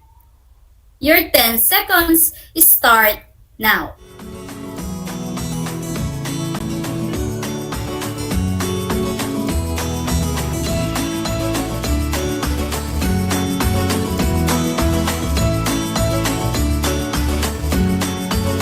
We are looking for the payment after the deduction. Do you have the same answer as mine? Great job! Next item, what are the given facts? Write down your answer.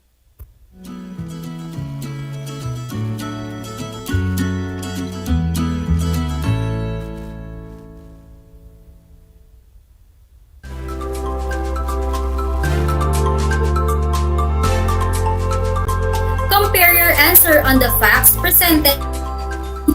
25 pesos and 45 centavos for strawberry cupcake, 50 pesos and 24 centavos for Black Forest cupcake, 15 pesos and 57 centavos for chocolate cupcake, and 15 pesos discount coupon. Okay, for the next item, look for the hidden question in 10 seconds.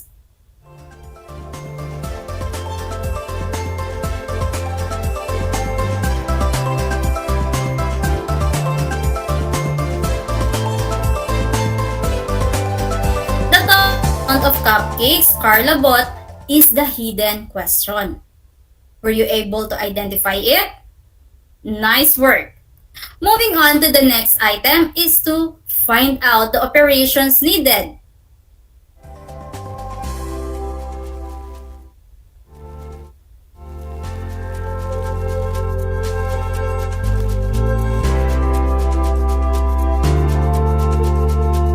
Of course, addition and subtraction are the operations to be used.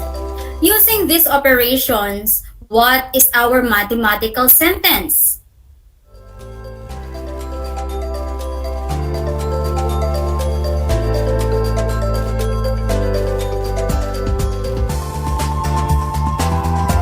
The correct mathematical sentence is n is equal to open parenthesis 5.45 plus 50.24 plus 10.67 close parenthesis minus 15, where n is count after the deduction.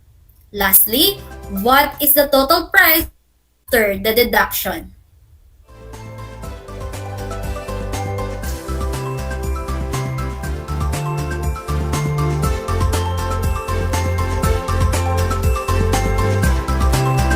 Therefore, Carla will pay 76 pesos and 36 centavos. Congratulations, kids! I am glad you all understood our topic. Before ending our session, I want you to reflect on this. Cents have sense.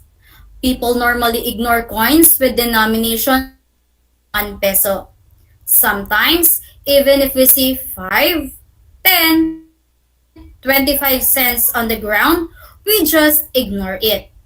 Unlike when we see 1 peso on the ground, we will exert effort to pick it up.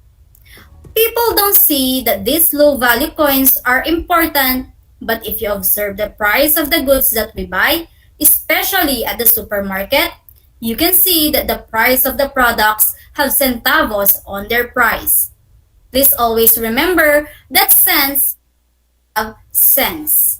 Once again, we had solving non-routine word problems involving subtraction and addition of decimal numbers including money, using appropriate problem-solving strategies and tools.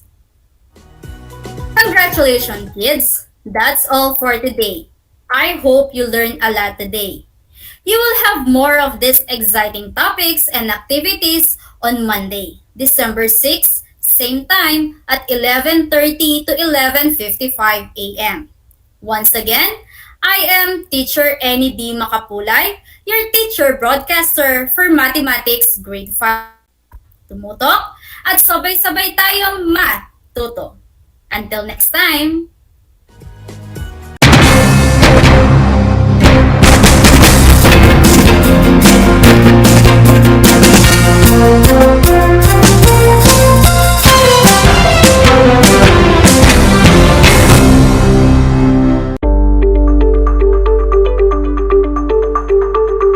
Sa pagnanais na mapigilan ang ating pamahalaan ang pagdami ng bilang ng mga kaso ng COVID-19, binuo ang One Hospital Command Center o OHCC upang mas mabilis na matugunan ang medikal na pangangailangan ng ating mga kababayan.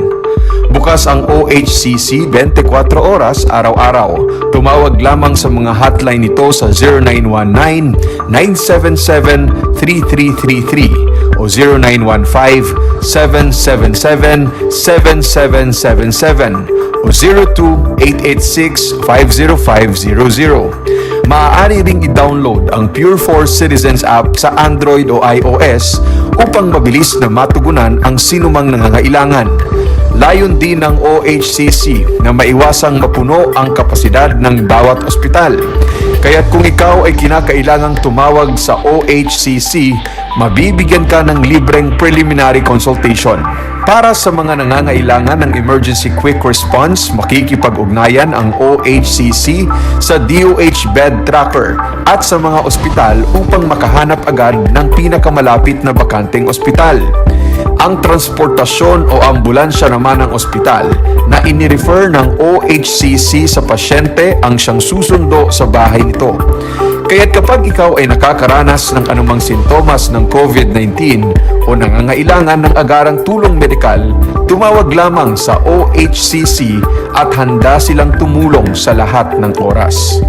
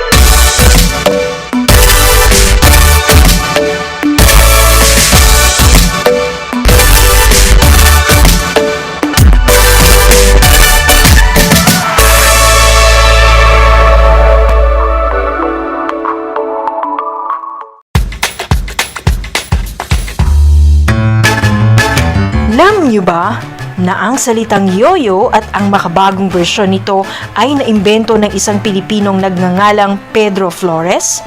Taong 1920s nang dinala ni Flores ang laruang ito sa Estados Unidos. Sinimulan niya ang paggawa nito sa kanyang maliit na pabrika sa California at ipinakita sa mga tao ang iba't ibang tricks ng paggamit nito. Alam mo na, yan ang yoyo! Kumusta mga giliw kong tagapakinig? Nagbabalik ang inyong paaralang panghimpapawid Aral TarlakHenyo Sa RTV Tarlac, Channel 26 at sa bayang naririnig sa DZTC 828 Radyo Pilipino Tarlac. Tayo rin ay napapanood sa FB Live ng RTV Tarlac Channel 26. Sumasahimpapawid mula sa bayan ng Pura Tarlac, mula sa bayan ng San Clemente. Mula rito sa Puro Elementary School, Pura Tarlac. sa bayan ng Kapas Tarlac. Ako, ang inyong guro, na maghahatid sa inyo ng makabuluhang pagtalakay sa ating aralin.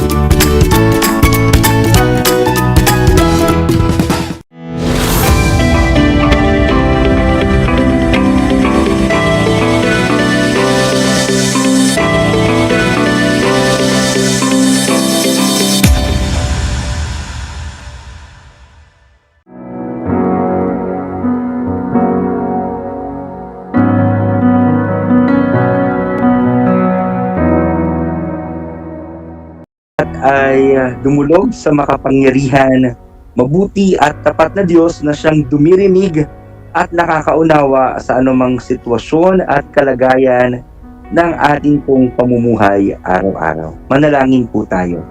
Aming Diyos na makapangyarihan sa lahat, Ikaw ay mabuti at tapat, walang pagkakataon na kami po ay inyong iniwanan at pinabayaan. Wala pong imposible sa iyo at walang mahirap. Kaya naman po buong puso at buong buhay po naming iniaalay sa iyo ang lahat sa amin. Patuloy po kayong kumilos, manghimasok at mangialam sa amin pong pamumuhay. Patawarin niyo po kami sa amin pong mga nagawang pagkakasala at paging dapatin mo, Panginoon, na pagharian at basbasan ang lahat ng aming pong gagawin at ginagawa. O Diyos, patuloy po namin dinudulog sa inyo na sa lahat po ng mga manonood at tagapakinig ng proyektong ito, Project Shine, Aral TarlakHenyo, anuman ang sitwasyon, kondisyon at kalagayan, may karamdaman, may problema, o Diyos, sa iyo po namin ipinagkakatiwala ang lahat ng ito. Sa iyo makatatagpo po kami ng kasagutan sa aming pong mga panalangin, ng kagalingan sa aming pong mga karamdaman, ng kalinga sa aming pong mga pusong nalulumbay, Panginoon. Panginoon, nawa, patuloy niyo po kaming ilayo sa anumang uri ng sakit, karamdaman, kapahamakan at karahasan, at naway maranasan po namin araw-araw ang iyong pagkalinga at ang inyong pong gabay sa aming pong mga buhay. Hindi po nalilingid sa inyo ang lahat sa amin. Patuloy niyo po kaming pangunahan sa araw-araw. Maging, O Diyos, aming idinudulog sa inyo ang mga leaders ng Department of Education, ang leaders ng bansang Pilipinas, O Diyos. Basbasan niyo po sila ng kaalaman at ng karunungan upang sa lahat ng ginagawang mga polisiya, lahat ng ginagawang pagpaplano sa Department of Education, ang magbebenepisyo nito ay para sa kapakanan ng mga mag-aaral, O Diyos. Maraming salamat din po sa buhay ng aming mga spiritual leaders na kaisa namin para sa pagpapatatag ng aming pananampalataya. Ano man, O Diyos, ang mga intensyon naming mga panalangin, lahat ng ito'y amin pong ipinagkakatiwala sa iyo. Naniniwala po kami na walang mahirap at walang imposible. Kaya naman, Panginoon, ang lahat ng papuri, pasasalamat at pagsambay, iniaalay po namin sa inyo. Ito po ang aming usal at panalangin sa pangalan po ng aming Panginoon at tagapagligtas na si Jesus. Amen at amen.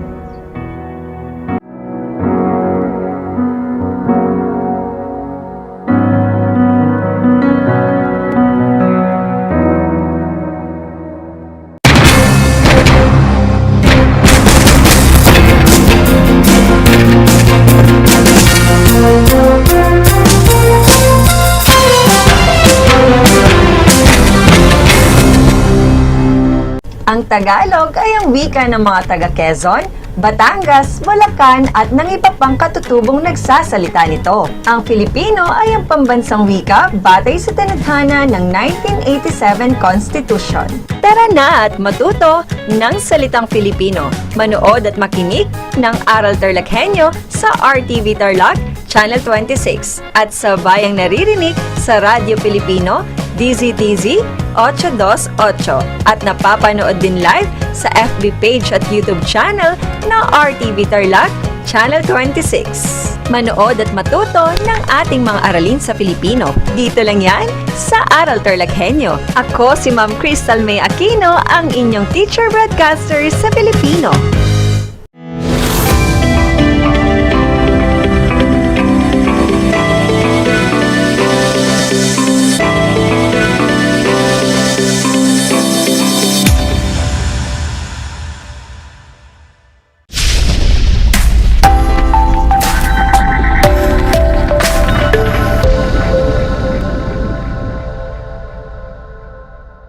Magandang tanghali mga bata. Kumusta na kayo? Nananghalian na ba kayo? Handa na ba kayo sa ating bagong aralin? Ang mga gagamitin natin sa ating paaralang panghimpapawid, gaya ng module, papel, notebook, at pansulat, handa na rin ba? Mabuti naman kung ganon. Siguruhin nasa komportable kayong lugar habang nakikinig sa ating pag-broadcast sa himpilang DZTZ Radyo Pilipino Tarlac 828 at sa bayang napapanood sa ating Facebook live streaming sa Facebook page ng RTV Tarlac Channel 26. Maaari ninyong i-type ang inyong mga komento o sagot sa chat box ng ating Facebook page. Mga bata, bago tayo magsimula sa ating bagong aralin, ngayong umaga ay gusto ko munang subukin ninyo ang inyong mga sarili kung gaano na kayo kahusay sa pagbigkas ng tula. Ayan, bibigkas muna ako ng isang saknong lang ng isang tula. Pagkatapos ay kayo naman ang bibigkas. Papakinggan kayo ng inyong magulang at kung sino man nakasama ninyo ngayon sa inyong pag-aaral at sila ang magsasabi kung papaano ninyo binigkas ang tula. May maririnig o makikita kayong mga pamantayan sa pagmamarka o yung tinatawag nating rubrics. Maliwanag? Mabuti naman kung maliwanag sa inyo mga bata. Narito ang ating pamantayan sa pagmamarka. Mayroon tayong 4 na pamantayan. Una, maliwanag na nabibigkas at nalapatan ng wastong tono, diin, antala at damdamin ang tula. Ikalawa, naiaangkop ang lakas at paghina ng tinig sa damdamin ng tula. Ikatlo, angkop ang bawat kilos at ekspresyon ng mukha sa tula, kumpas ng kamay, galaw ng mata at iba pa. At ang pang-4, naging kawili-wili at nahikayat ang lahat na makinig. Narito ang puntos ng bawat pamantayan. Kung napakahusay ninyo sa pamantayan ito, bibigyan kayo ng 5 puntos. Kung mahusay naman kayo, bibigyan kayo ng 4 na puntos. Kung katamtaman lang ang husay ninyo, 3 puntos naman ang ibibigay sa inyo. Kung di gaanong mahusay ang ipinakita ninyong pagbigkas ng tula, bibigyan kayo ng 2 puntos.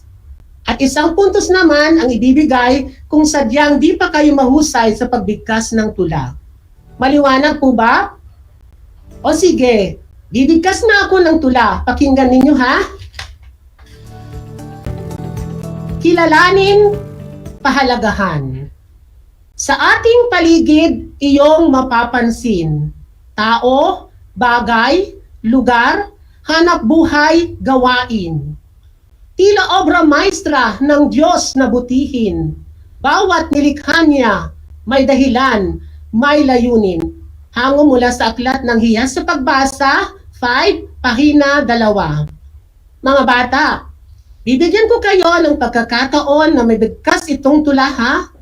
Si mama, nanay o mami ang magbibigay sa inyo ng puntos gamit ang pamantayan sa pagmamarka. O sige mga bata, simulan nyo na.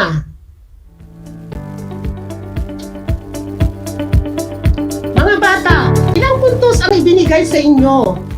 Huwag kayong mabahala dahil pagkatapos ng ating aralin, ay tiyak na magiging isa kayong magaling na makata. Wow ha! Magaling na makata.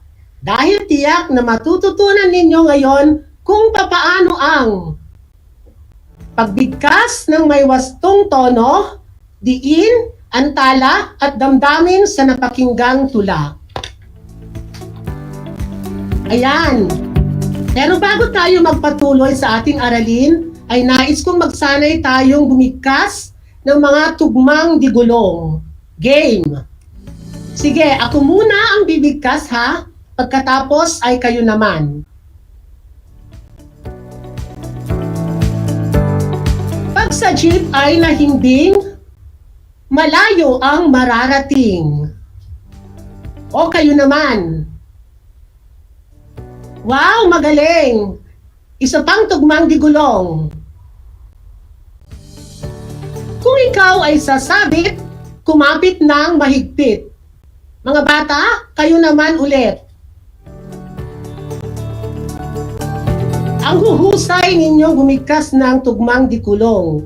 Tiyak na talagang magiging mahusay kayong makata pagkatapos ng ating aralin. Nakatutuwa naman kayo mga bata. Sige, tumaklas na tayo ng isang makata. Bibigkas ako ulit ng isang tula. Pagkatapos kong mabigkas ito, ay kayo naman. O mga nanay ha, o kaya kay mama, mami, o kung sino man na nakaantabay sa pag-aaral ng ating mga anak ngayon. Bibigkas ng isang tula ang inyong mga anak. Pakikinggan po ninyo at kayo ang magbibigay sa kanila ng puntos sa kahusayan nila sa pagbigkas. Nakakataba naman ng puso dahil tiyak kong nag-i-enjoy kayo mga bata at super excited din ang inyong mga magulang dahil maririnig nila kayong bumigkas ng tula. O handa na kayo? Ang ating tula ay tungkol sa kalinangan pagyamanin. Perlas ng silanganan, Pilipinas ang pangalan.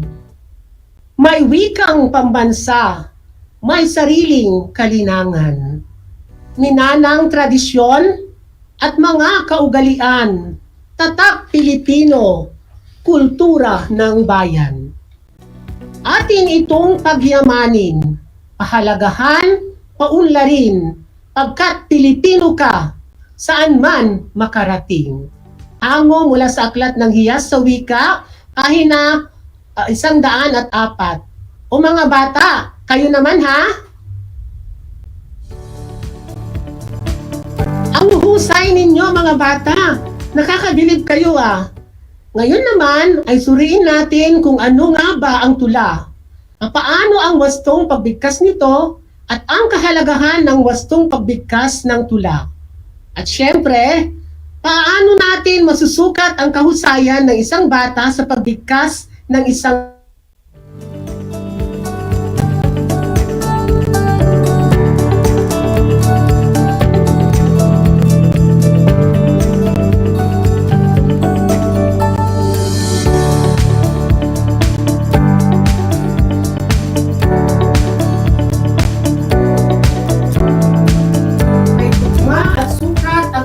tula? Paano ang wastong pagbigkas nito? Ang wastong pagbigkas ng tula ay kailangang may wastong tono, bigin, antala, at ekspresyon o damdamin. Paano yung tono ng tula?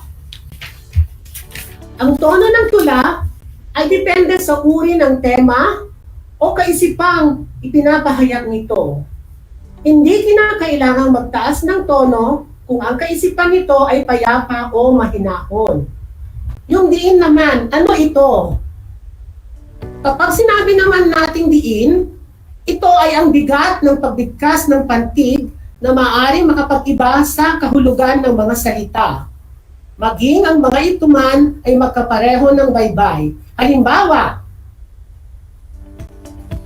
basa, bigkas, malumanay, at may diin sa unang pantig na ang ibig sabihin ay, sa Ingles ay read. Basa, bigkas, mabilis, at may diin sa ikalawang pantig. Sa English naman ay wet. Ang antala naman, ano kaya ito? Depende sa bantas na ginamit sa pagsulat ng tula. Kapag tuwid ang bantas, bahagya lang titigil, ngunit kung tuldok naman ang ginamit na bantas, titigil sa bahagyang may tuldok bago magpatuloy sa pagbabasa kung mayroon pang kasunod na saknong o taludtod. Ang ekspresyon o damdamin naman ay depende sa uri ng damdamin na nais ipabatid ng kaisipan ng tula. Sa pagwawasto naman ng pagbigkas ng tula, gumamit tayo ng pamantayan o yung tinatawag nating rubrics upang masukat ang kasanayan ng mag-aaral. O ayan ha, natalakay na nating lahat kung papaano ang pagbigkas ng may wastong tono, diin, antala at damdamin sa napakinggang tula. Kadaling maging isang makata, no? Kayang-kaya yun yan mga anak. Sige, agyamanin natin ang inyong napag-aralan. Bibigkas ako ng isang saknong ng tula Pagkatapos ay kayo naman ha. Ang saga ni JC De Jesus. Ang saga ay kawangis ng ating ugali. Sa matuling haka ay di mapagwawari. Mapula, mapusok, kung inaaglahi.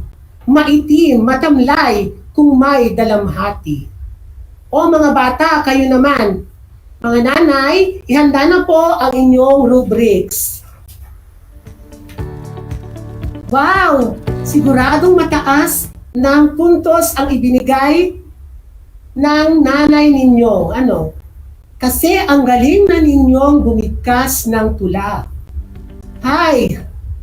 Salamat naman at nabibigkas na ninyo ng wasto ang isang tula.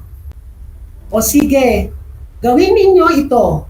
Si nanay ang bibigkas ng isang saklong ng tula. Ulitin ko ha. Si nanay ang bibigkas ng tula. Pagkatapos ni nanay, kayo naman. Tayahin na rin natin ang inyong natutunan sa ating aralin ngayong araw. Game?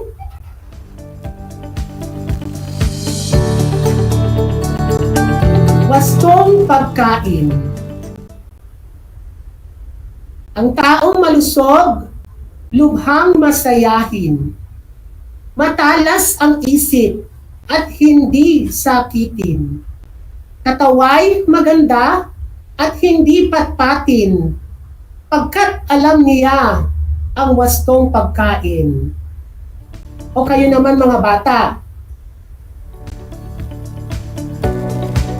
Ang galing naman ninyo mga bata. Mahalaga na mabigkas ninyo ng wasto ang isang tula upang maintindihan ito ng mga tagapakinig at upang maramdaman nila ang nais ninyong ipabatid na mensahe ng inyong tula. Para sa inyong karagdagang gawain, patuloy na magsanay sa pagbigkas ng tula ng may wastong tono, diin, antala, at damdamin. Ayan mga bata, isang aralin na naman ang ating natapos. Ikinagagalak kong handa akong makipag-ugnayan sa inyo gamit ang aking Facebook account upang madagdagan ang inyong natutunan tungkol sa ating tinalakay. O di kaya ay makipag-ugnayan sa inyong mga guro. At ugaliing makinig dito lamang sa DCTC, Radyo Pilipino Tarlac, 828 at manood sa kanilang YouTube channel na RTV Tarlac Channel 26. Ako po ang inyong teacher broadcaster sa Filipino 5, Julius C. Gabuya, at scriptwriter na si Ma'am Maribel P. Valdez, nagsasabing, pag-aaral ay bigyang halaga, pagdudulot ito sa iyo ng ibayong ginhawa. Lagi ring tatandaan ang abakada sa Filipino. Ako, bibo, kasi dapat. Paalam, hanggang sa muli!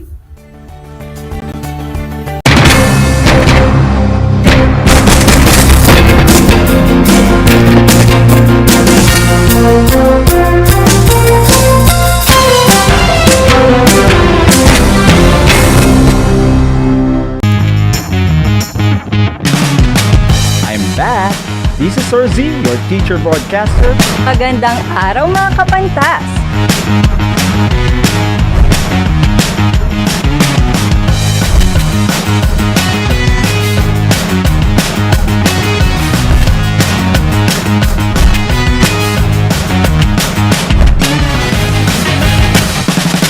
Welcome to Aral TarlakHenyo. Bahagi mo Radyo Pilipino. Impormasyong may